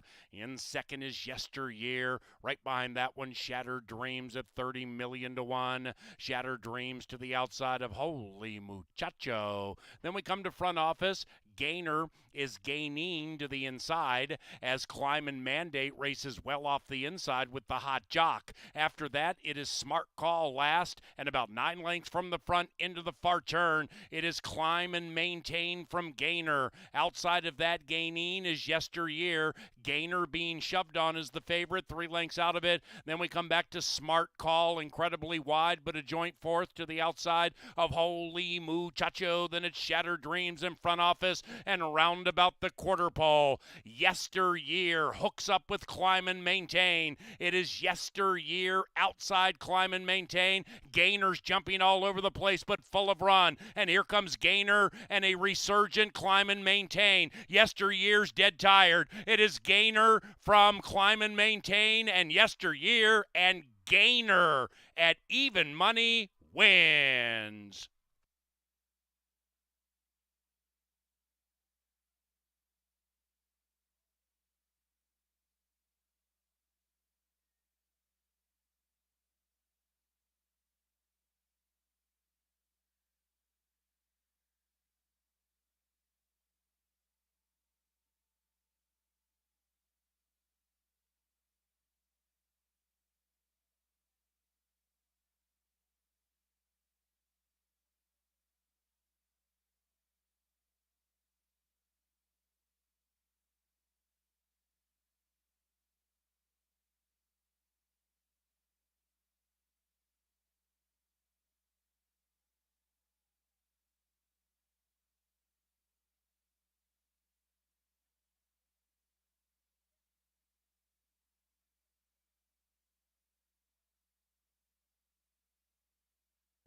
Number 1 Gainer ran first. Photography for the rest.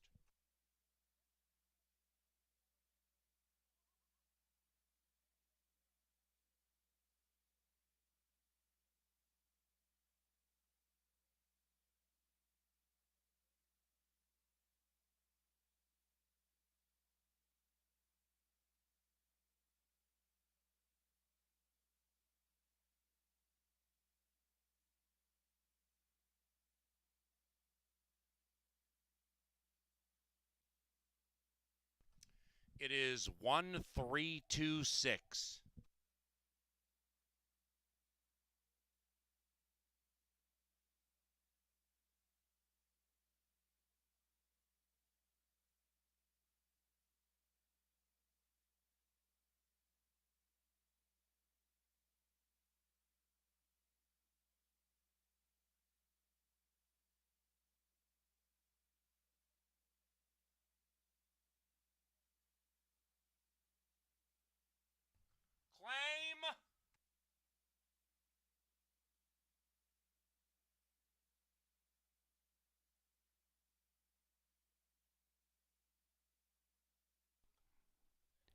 Ladies and gentlemen, number 2, Climb and Maintain, was claimed.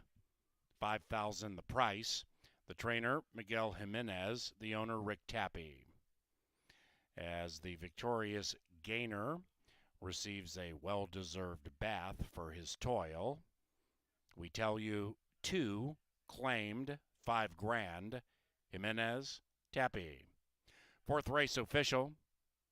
That pick 4, $20.90. Post time pick 4, nearly $21 for 50 cents. 5th race into the turf course. Scratch 4, Sarginelli. Pick 4 wagering on the final 4 live races, 22 minutes from now. The 5th is provided by Pepsi, the official soft drink provider of Canterbury Park. To the winner's enclosure, it's Gainer and it's Salt of the Earth, Lindy Wade. Gainer is owned by Danny Caldwell. And the winning trainer, Oscar Flores.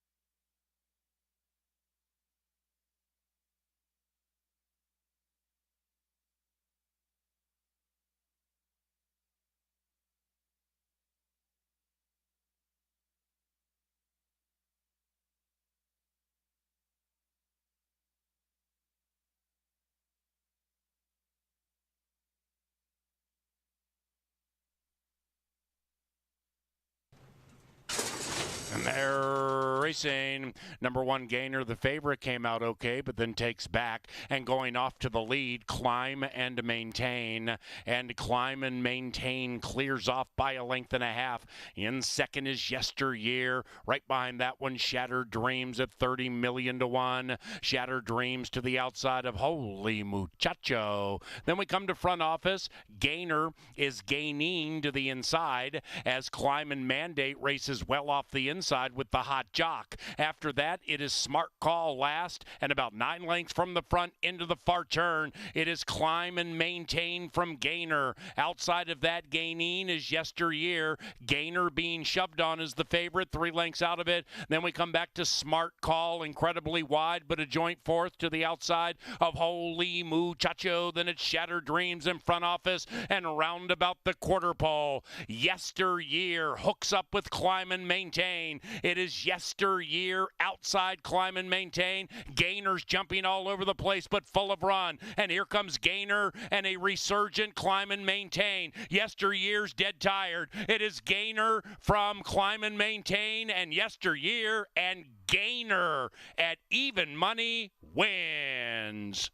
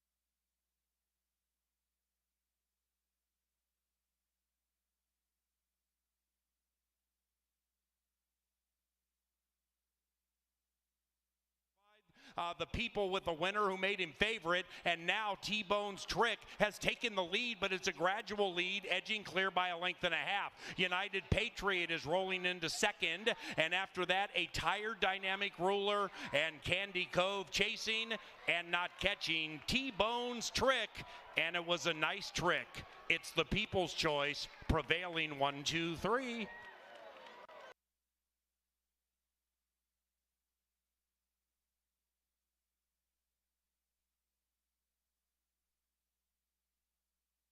Mike and me, and behind that is Speedy Enough. Even farther back is Reese C, and now they head for home, and Hernandez gets busy on this favor too. Inside, Milligan, Mike, and me, a menacing presence, cutting the margin from 2, cutting the margin to a length and a half, but Cha on that class dip is grinding away and goes down in class and up in the winner's circle.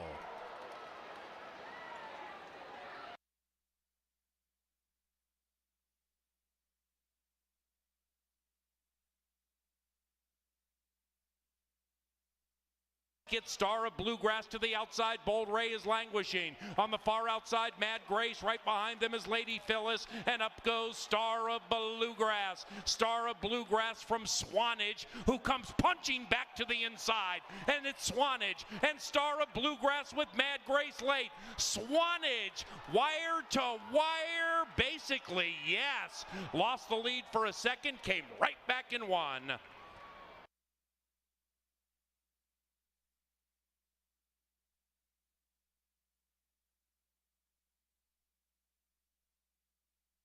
And round about the quarter pole, Yesteryear hooks up with Climb and Maintain. It is Yesteryear outside Climb and Maintain. Gainer's jumping all over the place, but full of run. And here comes Gainer and a resurgent Climb and Maintain. Yesteryear's dead tired. It is Gainer from Climb and Maintain and Yesteryear, and Gainer at even money wins.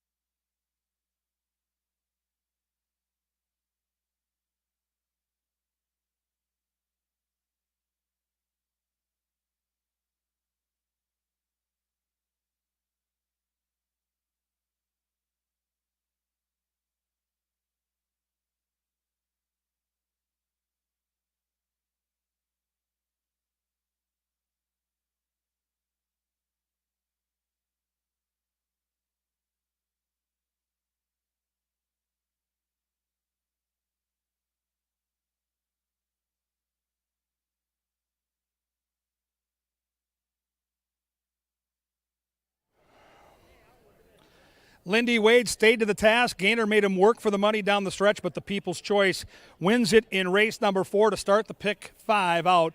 very formfully. Now, look at the betting board right now. You know this turf race is wide open. Everybody's spread out with the betting.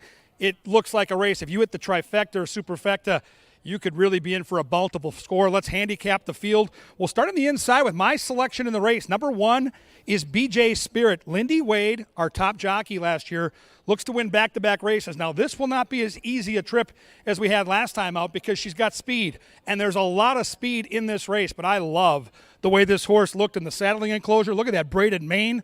Look at the physical nature of this horse. If you're new to the track and not sure what to look for, you want to see some energy, you want to see the sun banking off that coat, I'm really enjoying what BJ Spirit is showing out here. Also like the price on the board right now at a square 4-1. Number 2 is Mo Claire's 12-1 morning line set by a professional. Opened at 2-1, right now 9-2. So taking some betting. Very nice and cool, calm, collected is this veteran runner. She's a 5-year-old mare. She's won some big races on this Canterbury turf, including as recent as last season.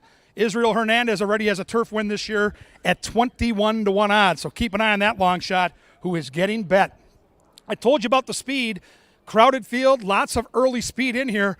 Maybe the speed of the speed is number 3, hot as a pistol. Harry Hernandez, the new jockey in from Arizona, is hot. He's got multiple wins on the card. He had the early double. He'll be prominent. He's got a good horse with speed. Anytime you see a good jockey like Harry Hernandez at 7-1, you've got to at least consider betting the horse. Number 5 is Happy. If you like exactas, this horse has 37 career tries. She's finished in the exacta, the top 2, in 20 of 37. Right now, she's 3-1. She is the lukewarm favorite with the betting public. Number 6 is Hurricane Hunter. She's a Minnesota bred taking on Open Company. Carlo Lopez for the Jimenez gang. Good numbers down at Tampa, and when Tampa turf horses ship, whether it's here or anywhere else in the country, they win, and they win for size. Tampa shipper, 9-1 on the board. Wow, triple the morning line. Definitely a horse I would mix into the trifecta or superfecta. Number 7 is Shabam with the Vikings colors astride on the jockey. Folks, you've got Mac Robertson at 6-1. That tells you how good this race is. A 14-time training champion at Canterbury, and he's 6-1. Shabam starts slow and finishes strong. Number 8 is a Broken Breeze. Ruben Fuentes for Richard. Third off the layoff. Another closer who figures to be flying late, and there's a ton of speed in this race. 9 is Distorted View. Early speed, 3-year-old taking on the youngsters. This is the turf debut. Has only raced on dirt, but is bred nicely to handle the green stuff. And don't forget about the 10. 10-1 right now. Double the morning line on Latin Nikita. You get Alonzo Quinones. You get another Tampa shipper. If she can avoid a wide trip, her speed figures fit with this bunch. I'm very surprised by that price. There you see the picks up on the board. Look how spread out the picks are.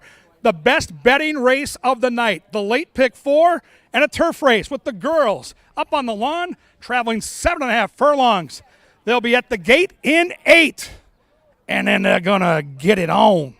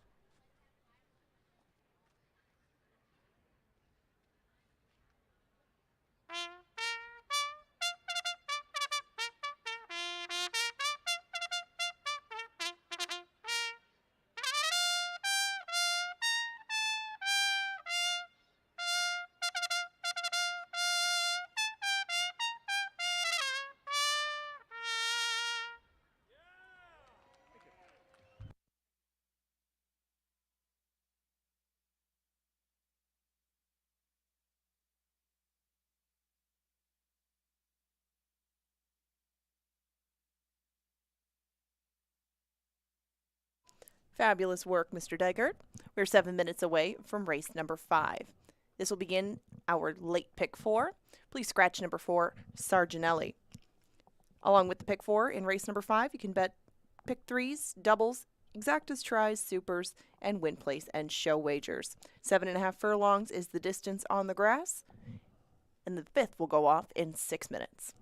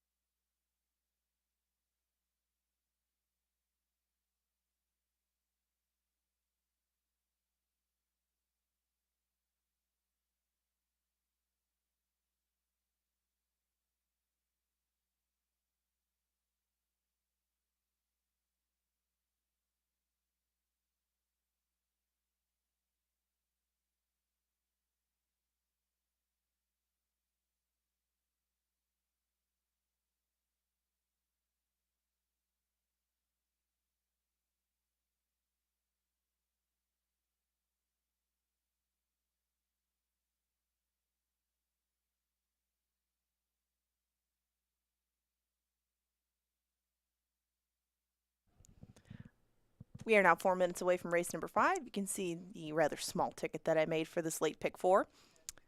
This is an interesting turf race. As Kevin mentioned, this is the best betting race on the card. It kind of looked like there were a lot of very definitive front runners, some definitive closers, and not that many that were in between. I tried to take a couple of very versatile sort of mares, and one is older, one is just coming into herself, and that's Latin Nikita, the one that I ended up with on top. The post stinks. Latin Nikita is going to be stuck out wide if she doesn't somehow use that speed to get herself down a few paths from the outside post. But Alonso Quinones is very familiar with this mare, and he has been stuck in an outside post with her in the past. Latin Nikita seems much better on the turf course than any of her dirt races, which is the majority of what we saw early on in her career. Latin Nikita does have some tactical speed, but I would expect her and Hurricane Hunter not to be too far away from each other. I just don't like the post, but you're getting 9-1. You're getting 9-1 and 5-1 on them, respectively. That's fair enough for me. And even if I don't use those two exclusively, or you don't in any pick 4s, that's a very fair price for both of those entities. I just went 3 and 6 in race number 6. I thought that Princess Livia and Emerald Princess might be able to just race away from the rest of them. They both looked like the controlling speed in here.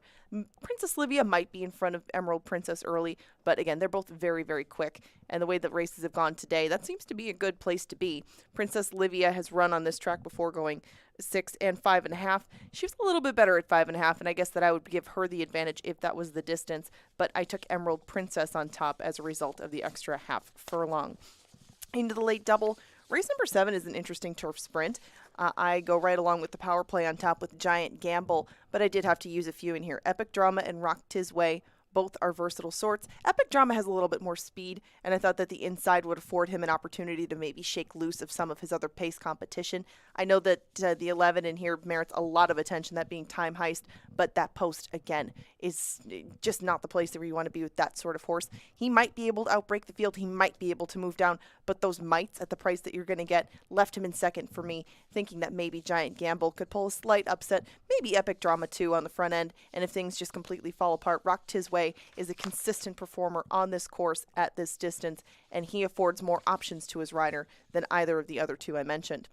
Now, in the last, I did go 1, 2, and 5. I ended up taking 1, 2, and 6 in my selections. Top of the game gets a lot of pieces without a lot of wins, but I didn't see a ton of pace in the last. Jimmy's Marco and maybe the Rail Horse Conquest Cobra might be able to make the running in a very relaxed sort of fashion, I thought.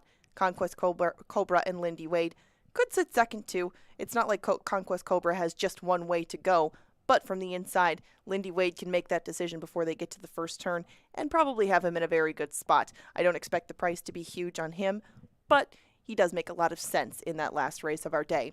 They're now circling around, about to head onto the turf course. Just 1 minute until race number 5 and this late pick 4. Good luck.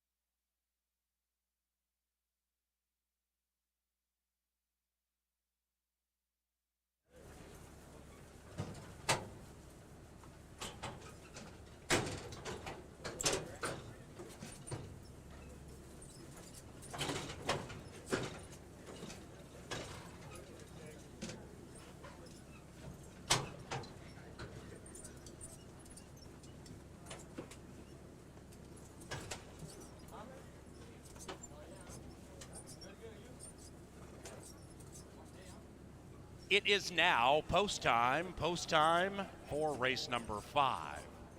And ladies and gentlemen, we welcome Miss Kelly Matthews McCoy to the racetrack today.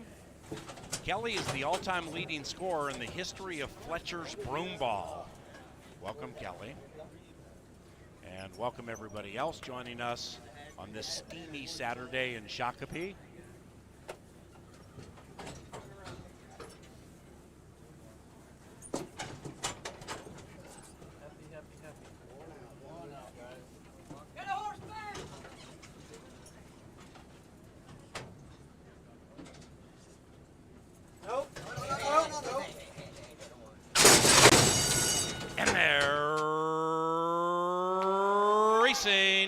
Mo Claire's at 8-1 wins the start, and Mo Claire settles off to the early lead. Hot as a Pistol is a hot Minnesotan on the early lead, and Hot as a Pistol is right behind the leader and just to the outside of BJ Spirit. After that, we come to Distorted View, about 4 out of it. The early pace very, very fast. Mo Claire's is going quickly to get that lead, and as they corner, Mo Claire's at 8-1 in hand and in command. After that, it is Latin Nikita, mid-pack but advancing to the inside of the gray. Happy, happy, happy. Behind them is Hurricane Hunter. That one also advancing as the pace slows down up front. And Hurricane Hunter, rider as the Black Silks inside, 7 out of it, and about 3 clear from Shabam. Then we come back to a Broken Breeze, who's last but only 8 lengths from the lead. And Mo Claire's and Izzy's trying to steal the show. Outside of that, Distorted Views making a good move. Lindy Wade is full of run with BJ Spirit and nowhere to go. Behind them, Hot as a Pistol is withering. And now they come charging down the Canterbury Park turf course. And Mo Claire spurts away. It's Mo Claire's opening up 2. BJ Spirit now has ample room, but Mo Claire's got the jump. And outside of that, Happy, Happy, Happy, and Latin Nikita late. Latin Nikita, yes! Latin Nikita out of nowhere from the outhouse to the penthouse.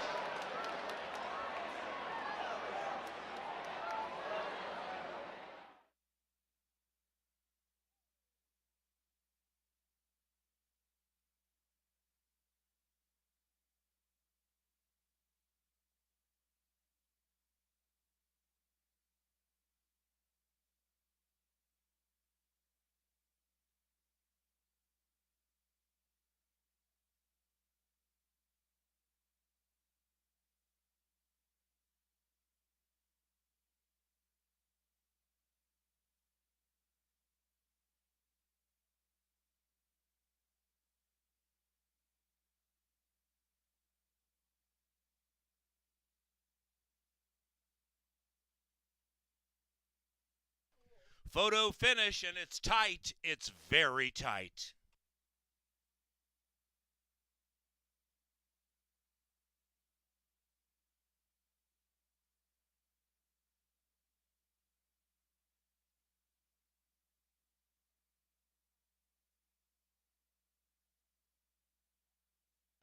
Very tight photo between 2 and 10 to be decided shortly. How many people are pulling for number 2? How many are pulling for number 10? Stand by.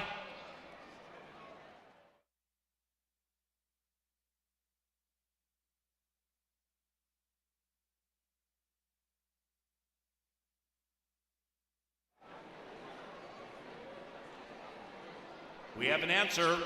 The result of the photo shows the winner is number 10, Latin Nikita. Mo Claire second, 10-2-9-1.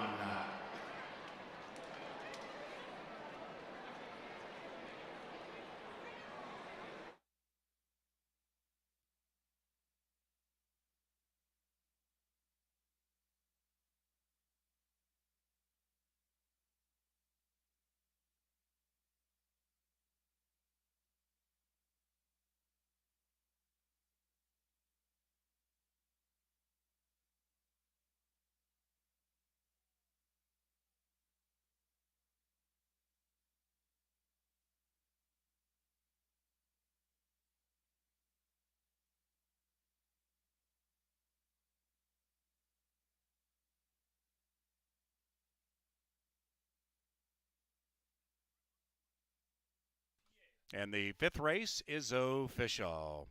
55.60 for that exacta. 10-cent superfecta, $332 for a dime. That's the top 4 finishers in a given race. 10-2-9-1 here. That bet is only a dime. And the 10-cent superfecta, 10-2-9-1, just paid $332. The pick 3 from race 3, $34 and change. The 10-2-9 trifecta, $259. Race number 6 begins the pick 3 on the final 3 live races. Scratch numbers 1 and 7. And post time about 22 minutes from now.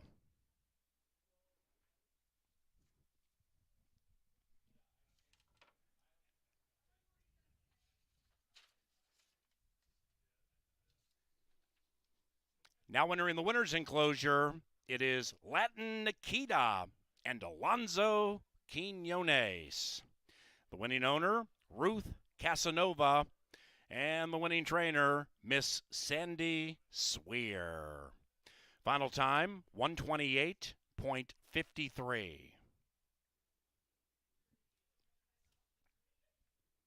Race number 6 provided by Think Minnesota Realty. That's thinkminnesota.com.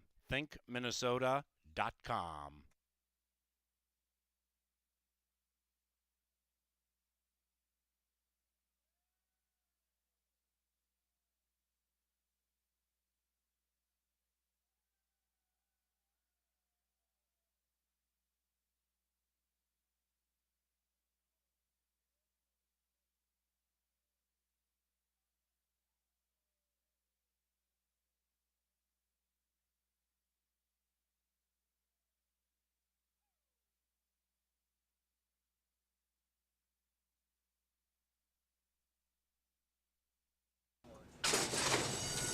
And they're racing. Mo Claire's at 8-1 wins the start, and Mo Claire settles off to the early lead. Hot as a Pistol is a hot Minnesotan on the early lead, and Hot as a Pistol is right behind the leader and just to the outside of BJ Spirit. After that, we come to Distorted View, about 4 out of it. The early pace very, very fast. Mo Claire's is going quickly to get that lead, and as they corner, Mo Claire's at 8-1 in hand and in command. After that, it is Latin Nikita, mid-pack but advancing to the inside of the gray. Happy, happy, happy. Behind them is Hurricane Hunter. That one also advancing as the pace slows down up front. And Hurricane Hunter, rider as the Black Silks inside, 7 out of it, and about 3 clear from Shabam.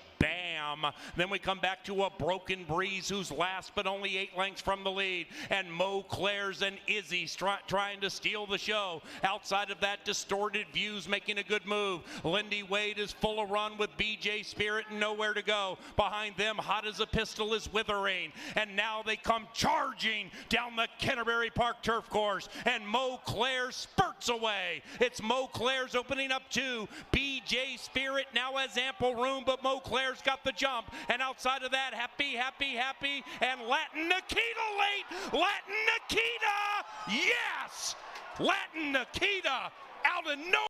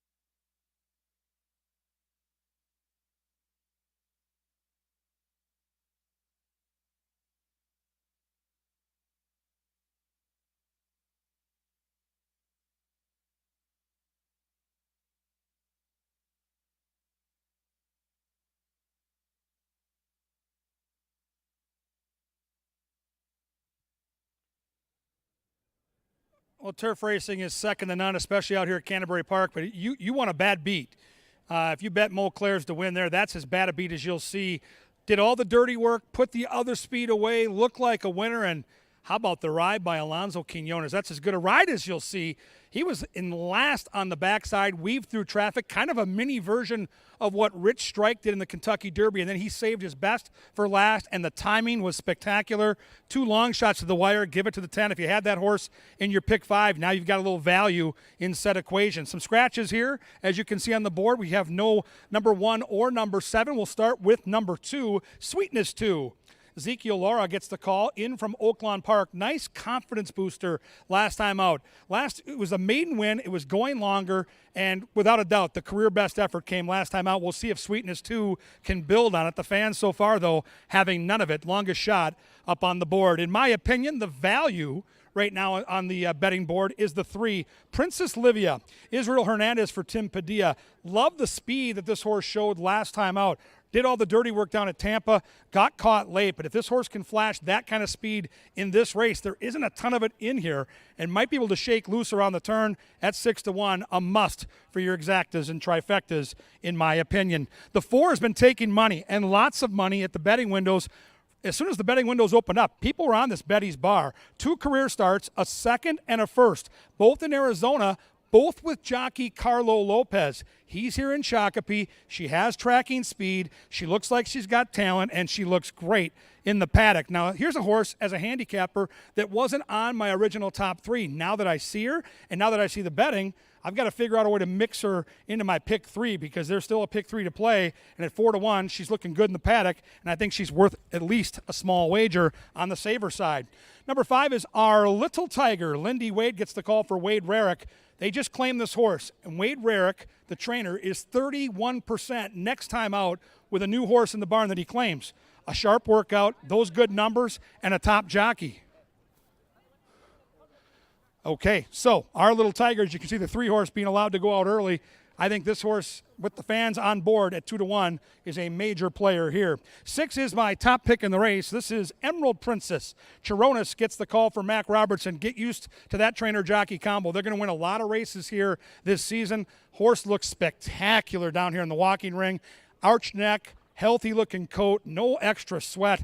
Love the way Mac Robertson has these horses fit and ready to go. That's why he's winning at 50%, and that's why the horse is 6-5. 8 is Mingo Magic. Arroyo gets the call here. In from Iowa, off since September. So there is early speed. The layoff is pesky, but if she's feeling good, she gets that outside post. She should get a great tracking trip right off the front markers inside. This is a critical leg along the way in the pick 5. If you're alive, you had that long shot, good luck. It's race number 6. It's at 6 furlongs. The girls will be at the gate in 8. Right now, we send them onto the track, and we get ready for the call to the post.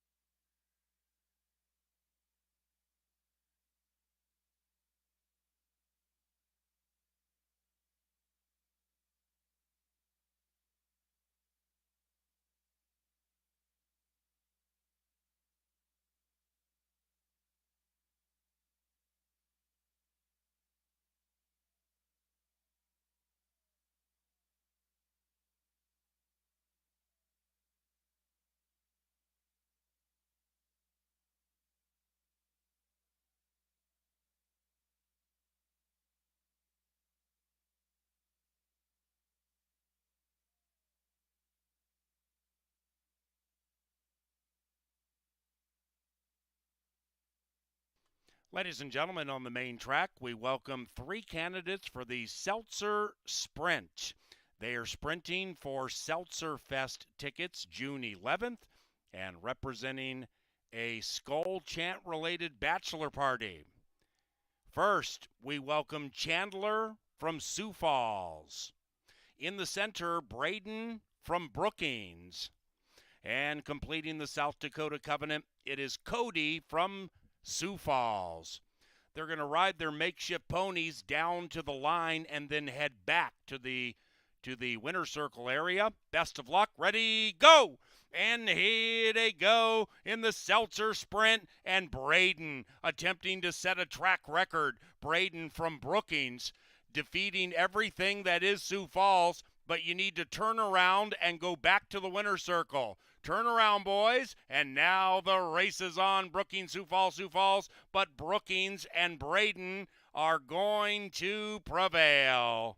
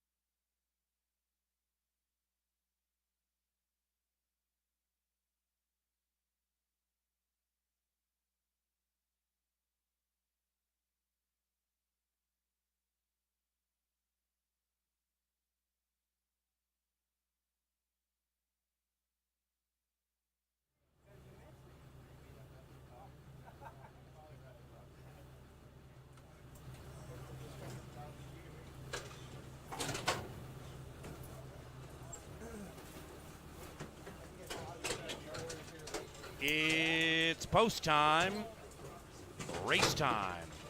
The 6th at Canterbury on Saturday. 1 o'clock racing tomorrow. It's Family Day. Every Sunday, Family Day, 1 o'clock, Canterbury. Pony rides, racing, and a bevy of kids' activities each and every Sunday.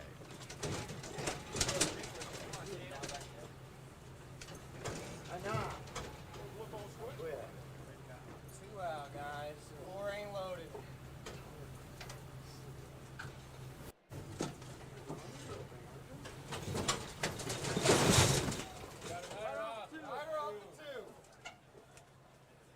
Jock off, number 2, Sweetness 2, back on. Still off, guys. Our little tiger, Baybird. Still off. Mingo Magic, last in line. Here they come. They're racing. Number 4, Betty's Bar, pinch back to last. Sweet beginning for Emerald Princess and likewise for Princess Olivia. And Princess Olivia grabs the lead. Our little tiger in the new colors, sharp and a length and a half from the lead and beginning to advance with long shot. Sweetness 2 right behind the leading 3. Outside of that one is Mingo Magic and the one in last is Betty's Bar. 10 lengths from the lead. 3 furlongs to travel, race 6. And they are chasing Princess Livia at 4.5 to 1. Princess Livia has given them the slip.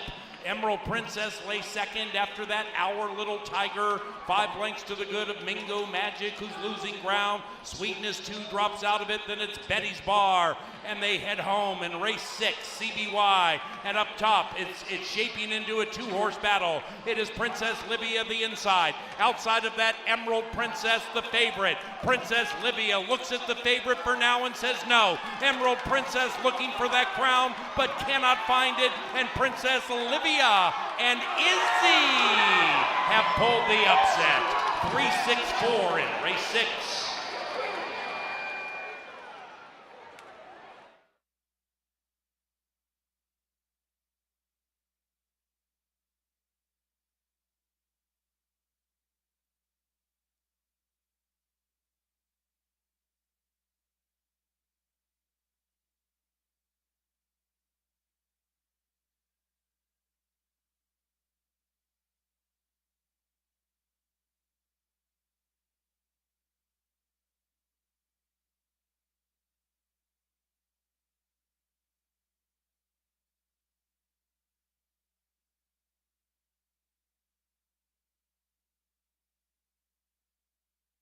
Number 3, Princess Livia, ran first. 3, 6, 4, 5. Hold them all.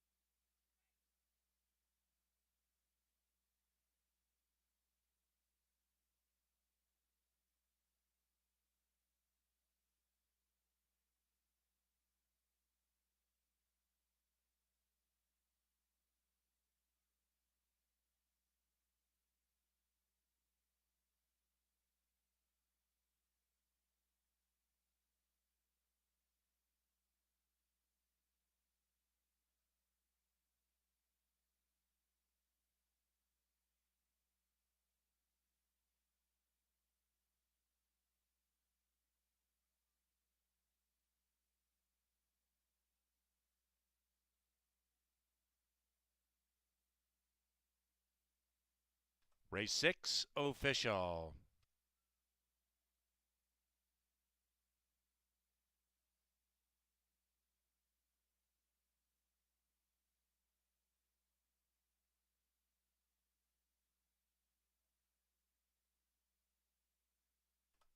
The 7th is our final turf race. It is the Saturday penultimate. Number 8, Western Smoke, is ridden by Kelsey Haar, and scratch 10, Tim's Buddy. We begin Dr. Dan's late double with race number 7, Turf Firm. Into the winner's enclosure, Princess Livia and Israel Hernandez. The winning owner, Larry Cronin. And the winning trainer, Tim Padilla.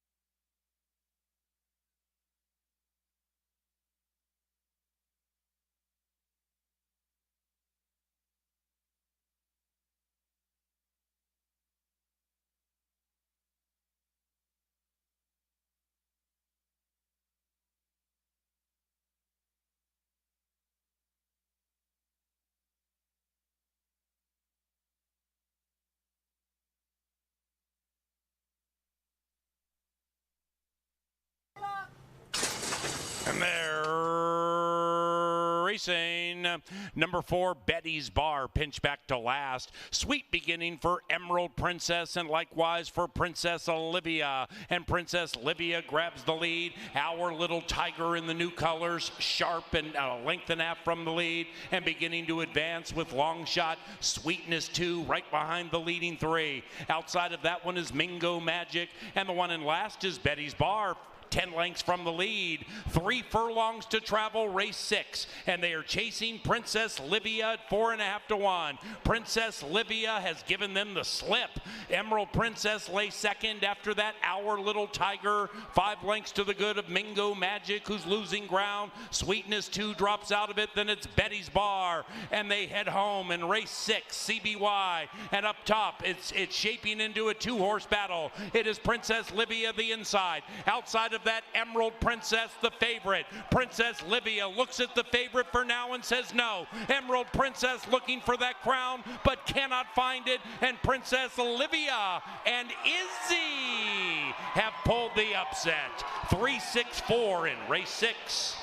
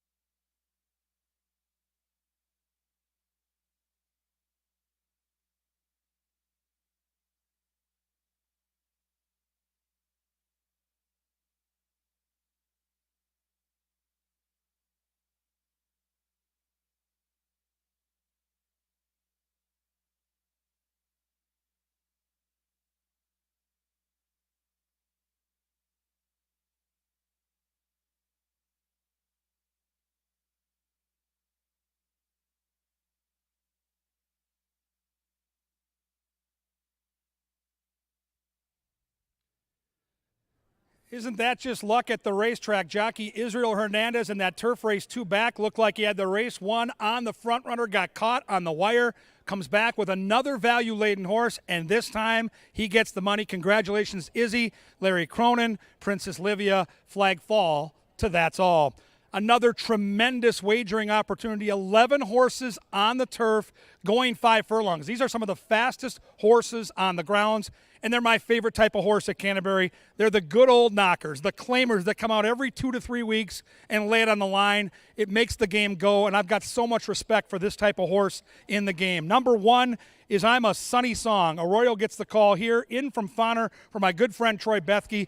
Another one of those horsemen that's been here for since the 80s. Does it the right way. This horse probably needs a trip over the turf. 2 career starts on it, 1 third place finish, and 17-1. Number 2 is Mr. Navigator. There's Izzy Hernandez looking to go back-to-back. Once again, he's got some speed. I think the 2 could be prominent. Lots of energy down here. Like the way the horse looks and is behaving. Yep, nodding that head saying Mr. Navigator's ready to go at 12-1. I'm a little surprised by the price on number 3, Epic Drama. I thought this horse would be one of the favorites, and right now, 8-1. Good turf figures. If you go back to last year, this horse was running 67, 70. These are the type of figures that win this type of race. I think Epic Drama, if you're going to do a trifecta or superfecta at 8-1, you should definitely give a look to number 3. 4 is Fayette Warrior. Last year's champion jockey is Lindy Wade. He rides for Troy Bethke. That's going to be a combination to watch all season. I talked to Troy Bethke on the backside last week, and he said they've got a good thing going right now, and Lindy Wade's going to be riding first call for Troy Bethke. That tells you all you need to know here, and 17-1. The 5 horses rocked his way. Ezekiel Laura gets the call. 4 tries on the Canterbury turf with a win and a second-place finish. Good speed figures. A nice prep race over at Will Rogers Downs, and looks good out here. Just kind of ambling through, good energy. It's a warm day, not showing much sweat throughout. Rocked his way is another one of those prime players at 4-1. 6 is Smooth Papa. Garcia gets the call here. Actually raced on the Canterbury turf against similar competition here last week. Didn't show much, but that was going longer. Did show some speed back to the proper distance and on the board at 13-1. Here's one of my favorite horses on the grounds. Number 7 is Giant Gamble. How about this guy? He's 10 years old. He's been running out here for nearly a decade. He's just one of those hard-trying horses. He's got good early speed, looks good in the paddock. Now, there are other contenders, but if he can get loose at any point in this race, he could be tough. Put Kelsey Haar on the 8, and by the way, Kelsey Haar, girl power. How about that ride she gave us on the turf earlier tonight? She's such a good rider. Rode at Oaklawn Park all winter. She rides Western Smoke here. Looks like a race where this horse is in deep, but with Kelsey Har astride, you got to give the horse a look. If not for anybody else, Johnny the Mouse Mickelson, 13-1. Number 9 is Optimal Courage. Great connections here. Tim Padilla, Alonzo Quinones. Never been on the turf, but has run some fast races and is bred beautiful for the turf. I love the way the 9 looks in the paddock. Good muscle on the hindquarters. I think 8-1, a great value right now up on the board. Number 11's taking money. This is Time Heist. Harry Hernandez looking for his 3rd win on the card. This horse always seems to show up. 26 starts, 3 wins, 10 seconds, 5 thirds. Always in the trifecta, and you get Harry Hernandez, and right now you get 4-1. Up on the outside is Outrun the Posse. Ruben Fuentes, another Larry Donlin horse. The owner just walked by and said, you better give my horse a long look. We're in from Nebraska to go to the winner's circle and get our picture taken. I don't love the post, but I do think the horse is competitive at this type of level. So because the owner told me, I got to put a couple bucks on the 12. How about the price? Woo! 18-1. You get that one home. You might need a wheelbarrow to get to the car with all that money you're going to make. Turf Sprint, 5 furlongs. Claimers, the hard knockers at the gate in around 8. Right now, the call to the post.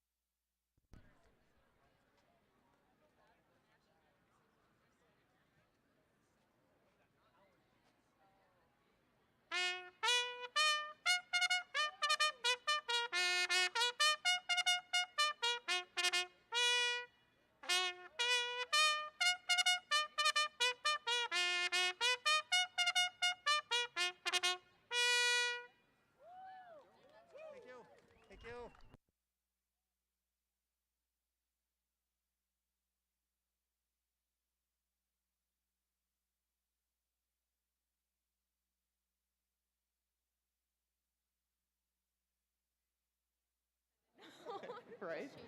The horses are now on track for the late double. Race 7 will take off in approximately 7 minutes. Please scratch the 10, Tim's Buddy. Your 5-2 favorite, right in the middle of the field, Giant Gamble, with 7 minutes to post.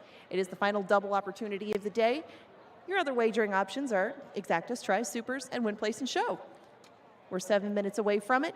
Coming up shortly, PA is going to give you a chaser for the end of our day, and we're going to be in the winner's circle singing a little tune. We'll be right back.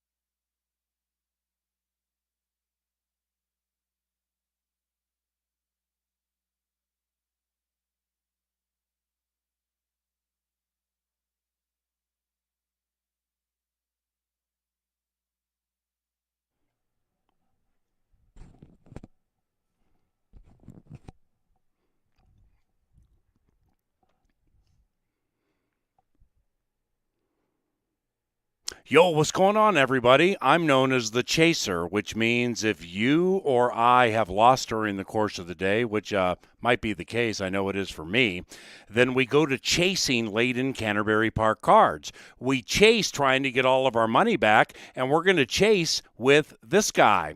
It is Giant Gamble. Now, take a peek here.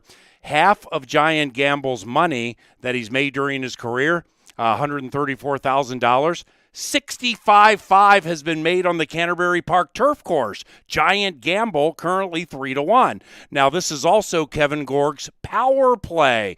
KG and me, when we get together and we have the same horse, Chaser meets power play, it wins 63% of the time. And Giant Gamble's 10 years of age. I mean, let's face it, us old guys got to stick together. So let's go Giant Gamble. Let's go chasing, and let's recoup all that cash right now. I'm the Chaser. She's Angela Herman. Angela? Thank you, Paul. I'm down in the Mystic Lake Winner's Circle, and we're going to play a quick game of Finish the Lyric. Now, this ties into our Canterbury concert series, and tonight we're going to be taking on the song Walking in Memphis. I am with Michelle from Egan. What would you say your karaoke specialty is? What's your go-to song when you start or finish a lyric? Oh, I don't know about song, but 2000s pop is normally my genre. Well, this is a little bit outside of that box, but we're going to get you started. Turn around here and look. We're going to play part of the song. You just have to finish the lyric, and you'll get a $20 card from Mystic Lake.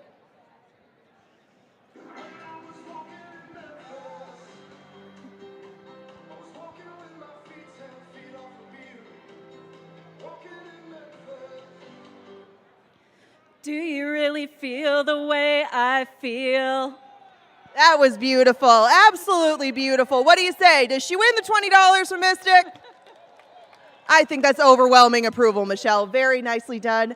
Thank you for coming and joining us down here. If you think that you would like to test out your karaoke skills with Finish the Lyric, come on down to the first level information booth, talk to the marketing folks down there, and they'll get you right here to win yourself $20 to Mystic Lake.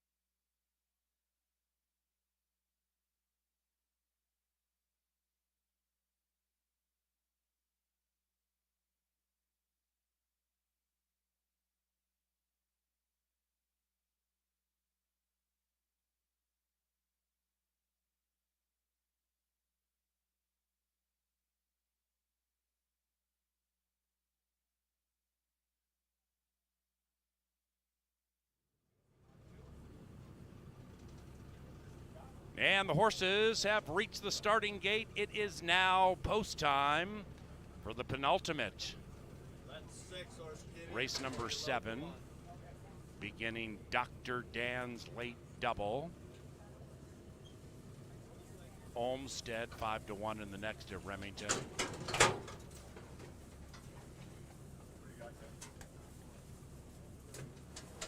Giant Gamble, power play. Moving in.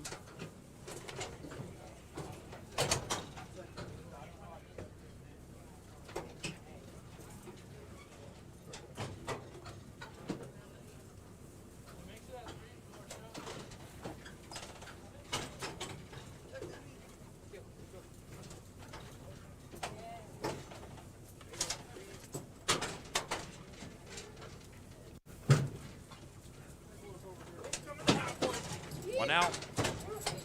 Outrun the Posse. Shares a barn with Giant Gamble.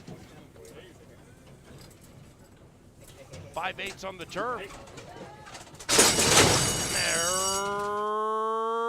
racing.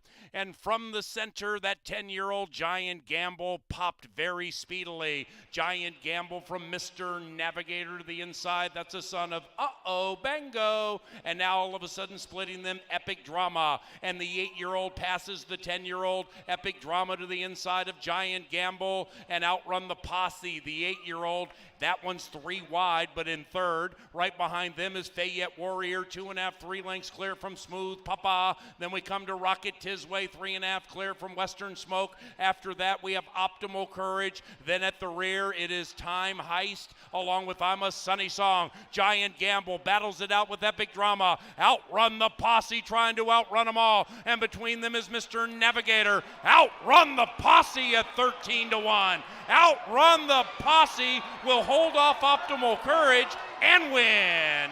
12-9-4 in race 7.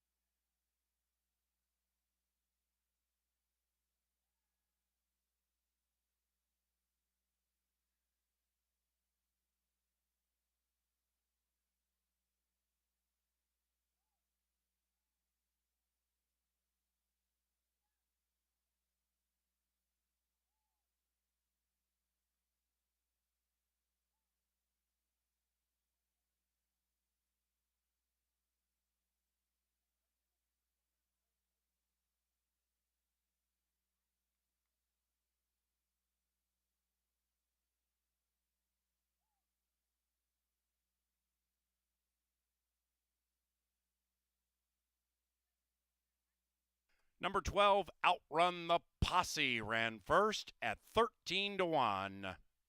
12-9-4, and a fourth place photo. Couple of claims in race number 7. We had 2 claims, each for $7,500. Number 2, Mr. Navigator, claimed by trainer Jonathan Wong for Johnny Paboba. And number 9, Optimal Courage, the runner-up, claimed by Carl Broberg for End Zone Athletics. Optimal Courage claimed Broberg End Zone. Mr. Navigator claimed Wong Paboba.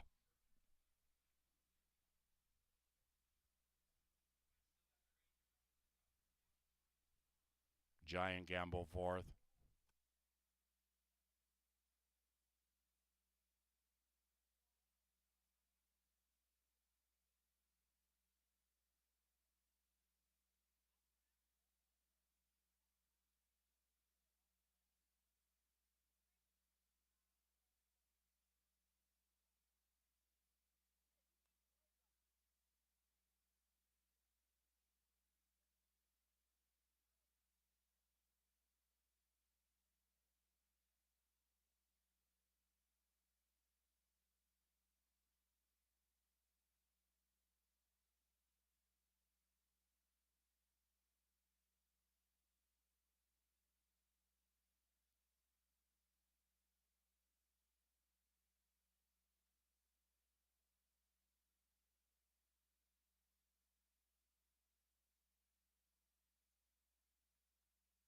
And the upset is official. 109 for the double from race 6. The pick 3 from race 5, $250 for 50 cents. That 12-9 exacta paid $207 for a buck. 50-cent trifecta, $3,013. Big fields, big payoffs in this turf course. 10-cent superfecta, $835. The 8th is our final live race today. No scratches.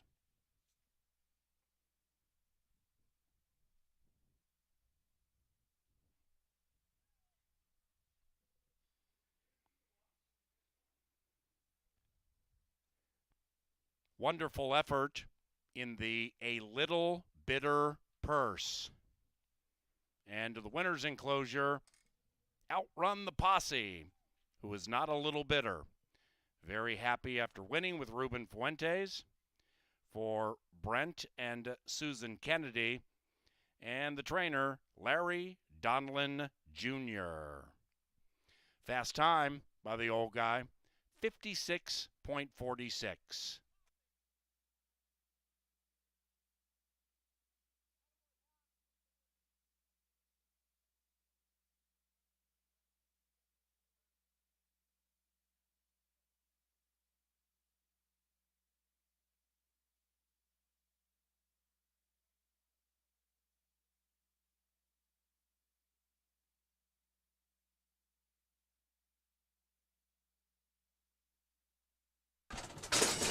And they're racing. And from the center, that 10-year-old Giant Gamble popped very speedily. Giant Gamble from Mr. Navigator to the inside. That's a son of Bango. And now all of a sudden splitting them, Epic Drama. And the 8-year-old passes the 10-year-old. Epic Drama to the inside of Giant Gamble. And Outrun the Posse, the 8-year-old. That one's 3 wide, but in third. Right behind them is Fayette Warrior, 2.5, 3 lengths clear from Smooth Papa. Then we come to Rocket Tisway, 3.5 clear from Western Smoke. After that, we have Optimal Courage. Then at the rear, it is Time Heist, along with I'm a Sunny Song. Giant Gamble battles it out with Epic Drama. Outrun the Posse, trying to outrun them all. And between them is Mr. Navigator. Outrun the Posse at 13-1. Outrun the Posse will hold off Optimal Courage and win. 12-9-4 in race 7.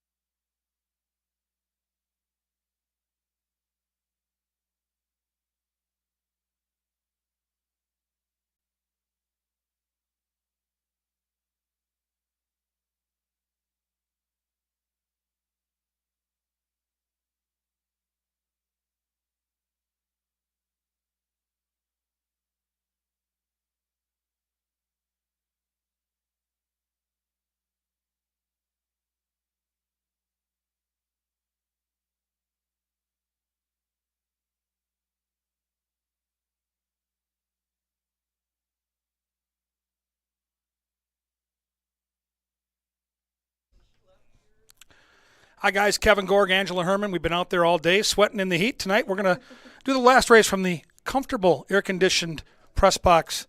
And, boy, Ange, what a pick 5 sequence. None of us up here in the press box are alive. We took some great swings.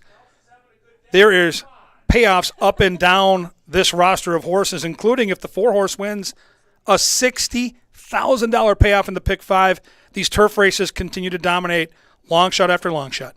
Yes, I mean, and not even illogical results, just that sort of contentious field. I mean, Outrun the Posse outran the odds, but I mean, even Latin Nikita. Sorry about that. Latin Nikita made sense, but she was just in such a contentious field from the outside. That's the kind of price that you get. Outrun the Posse has been heavily bet throughout his career at Canterbury, but somehow in that field, in that setting, you get the right price on him, and that's kind of the way that our turf races unfold quite a bit, especially these claimers. So, I mean, spread as far as you can if you don't like the favorite, because even the favorite's going to be like 3-1, 7-2, something like that. They make for excellent, excellent betting races, and good luck if you are alive. If you are sweating Love My Boss, a little extra good luck to you. The pool sweeper would be quite the experience. Can't say that I've see him winning, but could definitely see him getting a piece. Let's take him through it. Yeah, let's take a look at the field. Before we do that, don't forget tomorrow, Pepsi Family Day. We've got pony rides, a petting zoo, face painting, all the activities for the little cherubs. Mom and Dad can have fun and take a few swings at the horses. The kids are going to be entertained. We come right back Wednesday, Thursday, Saturday next week at 5 o'clock. Don't forget, a week from Sunday, we love the bulldog races. We love when we have the dogs out on the track. The 5th, that Sunday, is going to be all about the Bulldogs at Canterbury. So come out, enjoy the dog races, some food trucks, and some great party activities, including tomorrow's Pepsi Family Day. Here we go with the nightcap, as Angela mentioned. Everybody covered in the pick 5. It ranges on the low end to the 2-horse of almost $3,400. I mentioned $60,000 roughly to the 4, Love My Boss. There's a couple $20,000 scores. And the pick 5 at Canterbury is a 10% takeout, lowest in the industry, and this is where you can take advantage of that takeout. When you get sequences like this, and let's not forget, we started this pick 5 with an even money favorite, and if, let's just say the 2 obliges here, who's going to be a heavy favorite, this pick 5 could still pay over $3,300. I'll handicap the 1. I've got the odds. Ange has the even. We'll try to send you home a winner, and once again, if you're out there holding a pick 5 ticket and you're alive, wish you the best of trips. May the best horse win, and hope you catch that bet. Number 1 is Conquest Cobras. The horses are still over there in the saddling enclosure. What I'll say about this race at 1 mile, these are starter optional claimers. These are hard-knocking horses, and to me, on paper, as I handicap this race, pretty equal. I mean, I look at this field, and you can tell by the betting right now, the odds are really spread out. You don't see anybody dominating the betting. Right. You don't see any double-digit horses. So plan accordingly. In a race like this, we've seen it a couple times on the turf. Exactas, trifectas, and superfectas can pay enormous in these type of races because there's no 4 to 5 shot. There's no dominant horse. The 1 horse is a horse. If you're going to do a try or superfecta, I don't see how you get around this horse. You get Lindy Wade. You get a horse that's in from Arizona with stalking speed. And then the last thing I'll say is it's the post. The way this horse runs, you know he's going to get a good trip. And there he is, number 1, coming out to parade around the paddock. 12 career wins, 10-year-old's game. He's got stalking speed. He's been rested now since May 2nd. I think you're going to get a big effort out of Conquest Cobra. That was my top choice in here, and I think that in a race that didn't jump out to me as having a ton of pace, I think that he's going to be in a favorable spot early. I don't necessarily think the same for Buckster Hooter. Buckster Hooter took all the early money, though, and he is still your current favorite at 2-1. Comes off a 5th place finish, but a starter allowance at Oaklawn is one of the saltiest races that you can get for a claimer. I mean, Buckster Hooter loses nothing in defeat in that. You go back to that prior, and he won 2 times in a row for Carl Broberg. And Chris Richard picked him up out of that February race at Delta Downs. Buckster Hooter likes it there, but he likes it even more on this main track. 8 for 11 in the top 3. Lots of reasons why he's the favorite, but I just didn't love the pace setup for him. For all you Chris Berman fans out there, here comes the 3. He could go all the way, and if he does go all the way, $20,000 in the pick 5. In from Sam Houston. Not a lot to go on in form. A little bump up in class. So he's been facing softer competition. If you go a little further back in the past performances, back to January and February, this horse is running competitive numbers. I love the workout over the track May 19th. 47-3 breezing for a horse that's going a distance of ground was a good sign for me. Looks awesome right here in the paddock. I mean, look at that horse physically. This is one of those long shots that maybe outruns the odds. Love what I'm seeing. Well, Love My Boss, as you mentioned before, is the one who's paying the entire pool to one ticket. And if Love My Boss should come home, he will be picking up his second win over our main track, but sixth overall. I mean, he fires, whether it be turf, dirt. He is well acclimated to the main track here at Canterbury. He started over it 10 times, and Love My Boss and Zeke Lara are going to team up off the claim. Vic Hansen lost this horse in November, claimed him back in December, and now brings him back as a fresh animal, looking to scoop the chips at 6-1. I've got the 4 seconds, so I think that ticket that's out there that takes the whole pool down has a legitimate shot. I like the way the horse looked, too, in the walking ring. Number 5 is Lolly Express, one of the long shots here come post time, I believe. Garcia gets the call, in from Arizona. Look at the last 3 starts, a win, a second, and a third, and has done so with different types of trips. So I like the versatility. I think the horse will be coming late. Will the pace be fast enough? I don't see a ton of speed on paper here, but this horse should be finishing strong. The same can kind of be said for Top of the Game. Top of the Game doesn't have any speed at all, but you can look up and down the line, second, third, second, third, second, third, and they're all similar sort of races to the one that he's going to be in today. Now, Carlo Lopez is going to take over the riding duties on him, and Top of the Game will look to amass a 17th career win. Top of the Game hasn't won in his last 8 starts, but he has got a lot of seconds, a lot of thirds. As I said, this is another good underneath sort of horse that's usually at a fair price. Right now you're getting 6-1. Love what I'm seeing from the 7, Angela. This is Kelsey Haar. She went wire to wire on the turf earlier. This horse looks like the lone speed here. Lone speed on our main track is always a good thing. They wheel right back, which I think is a confidence move within a week. Looks like the early speed to get the lead. I think Jimmy's Marco is a sneaky long shot. Well, Shotgun Rider is kind of a question mark, too, because he has shown speed at points in the past, but not consistently. What Israel Hernandez decides to do on him could make a world of difference in this race. You can see up and down the board, no 8s, but still another contender in a very evenly matched race. You have 6 minutes left to bet our Saturday card. On behalf of Kevin, Paul, Jeff, everybody up here in the press box, we wish you luck in closing out our Saturday card. We'll see you here tomorrow afternoon at 1 p.m.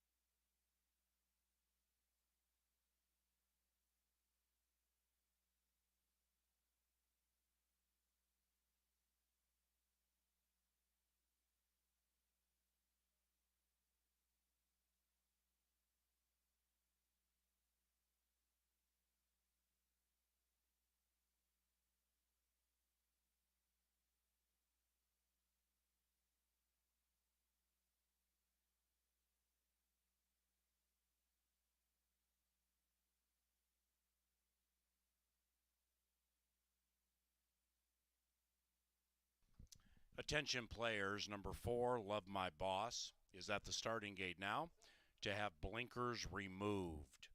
Love My Boss warming up with blinkers, but will not race in them.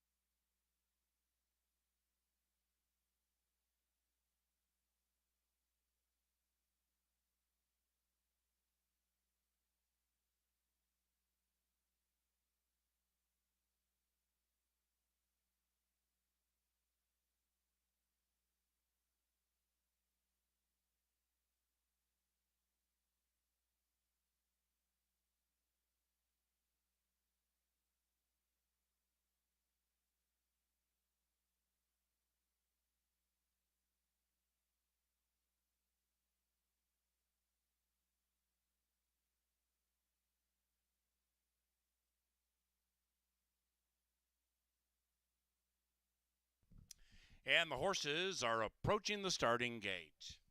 Ladies and gentlemen, after this, the 8th and final live race, head to our card casino, play some blackjack or Texas Hold'em. We also have food and beverage service and Chips Bar. Card casino, air conditioned, blackjack after race 8.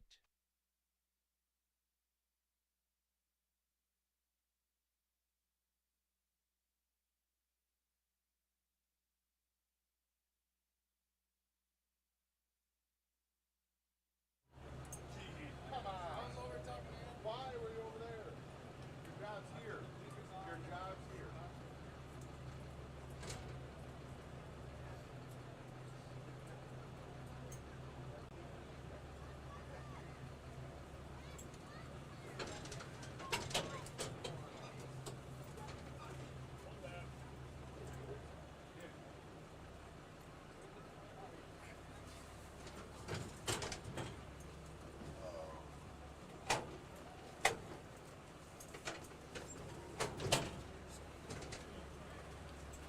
It's post time. Good luck with the 8th as they move in line.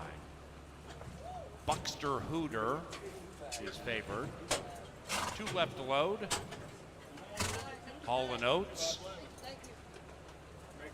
And Shotgun Rider.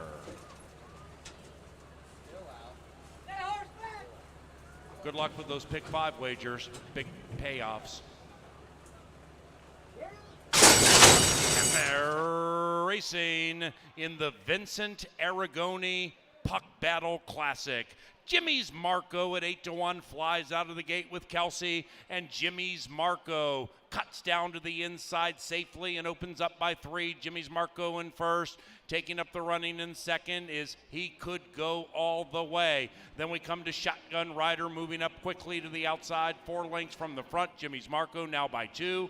After that we have Lolly Express. That one is to the outside of Conquest Cobra. Then it's about 7 back to Buckster Hooter, the 8-5 favorite. Buckster Hooter 10 lengths from the lead and to the inside of Love My Boss, and advancing outside of them is Top of the Game. Up the barn side they go in the lucky last. Jimmy's Marco trying to sail wire to wire and pull a big upset. Jimmy's Marco 1.5, nearly 2. In second, He Could Go All the Way. That one's to the inside, actually in front of Conquest Cobra. Outside of that, Shotgun Riders on the move, and between them is Lolly Express. Then we come back to Top of the Game, 7 out of it. Buckster Hooter's running on, 7 lengths from the lead on the inside. Buckster Hooter on the move. Jimmy's Marco needs to dig deep to hold on. Jimmy's Marco from Shotgun Rider. Then on the inside, Conquest Cobra. Buckster Hooter behind them. Outside of that is He Could Go All the Way.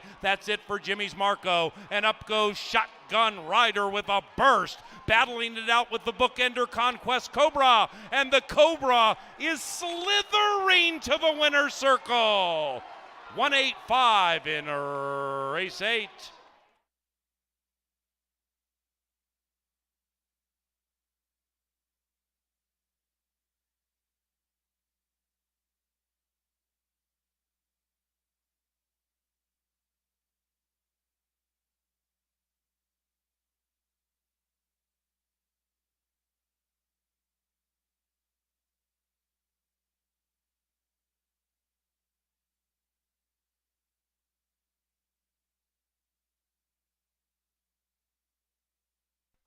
Number 1, Conquest Cobra. First, 185 and a 4th place photo.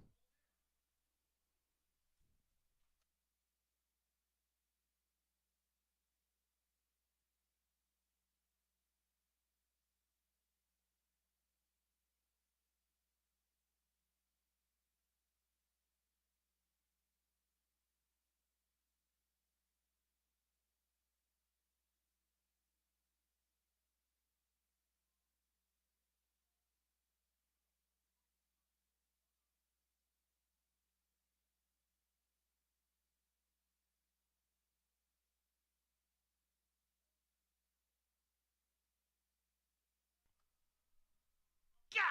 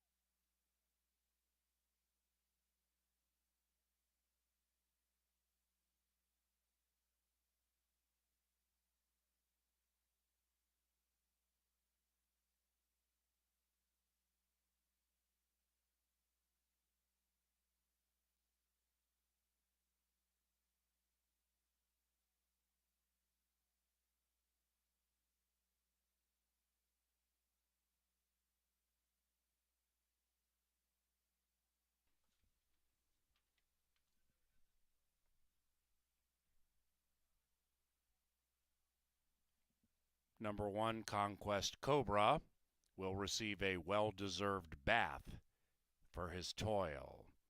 After pulling the 8-1 upset, the runner-up was 10-1. Lolly Express 3.5-1. So more big payoffs coming your way.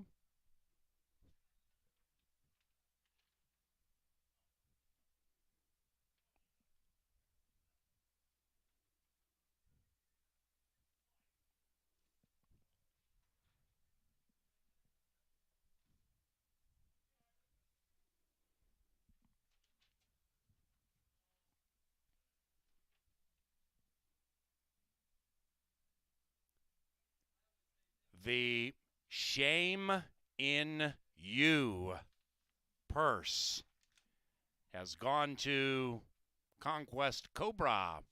Dead heat for 4th. Into the winner's enclosure, Conquest Cobra and Canterbury's Salt of the Earth, jockey Lindy Wade. That is 6 victories this week for Lindy, tops in the room. Conquest Cobra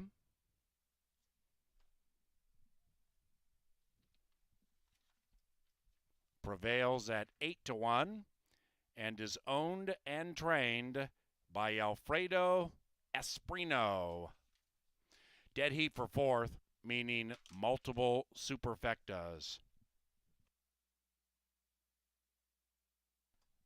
The 2 horses tying for 4th, 3 and 7. So the superfectas will be 1853 and 1857.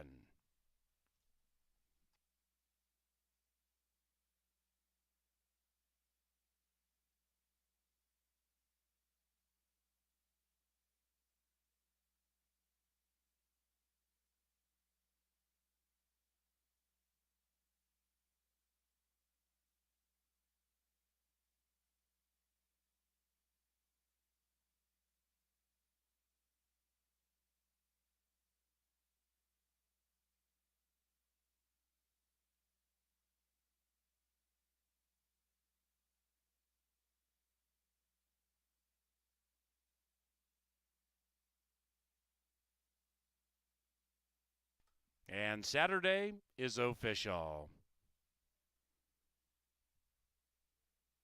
The final pick 4, $2,400 for 50 cents. The pick 5, $8,514 for 50 cents. Big payoffs, big fields, big league racing right out here at Canterbury Park. And on behalf of our management team, those in our television department, and those of us up here in the Dark Star press box, thank you very much for joining. Racing resumes tomorrow at 1, and if you're leaving the track, please drive safely.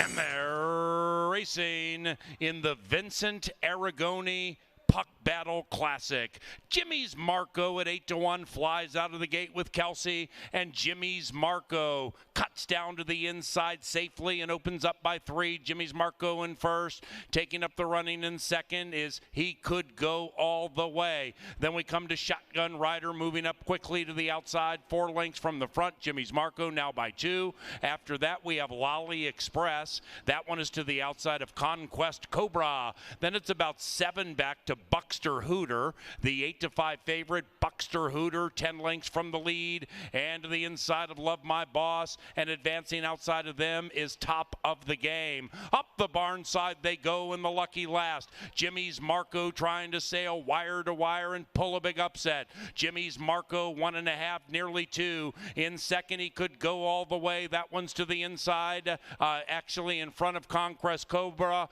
Outside of that, Shotgun Riders on the move, and between them is Lolly Express. Then we come back to Top of the Game, 7 out of it. Buckster Hooter's running on, 7 lengths from the lead on the inside. Buckster Hooter on the move. Jimmy's Marco needs to dig deep to hold on. Jimmy's Marco from Shotgun Rider. Then on the inside, Conquest Cobra. Buckster Hooter behind them. Outside of that is He Could Go All the Way. That's it for Jimmy's Marco. And up goes Shotgun Rider with a burst, battling it out with the bookender Conquest Cobra, and the Cobra is slithering to the winner's circle.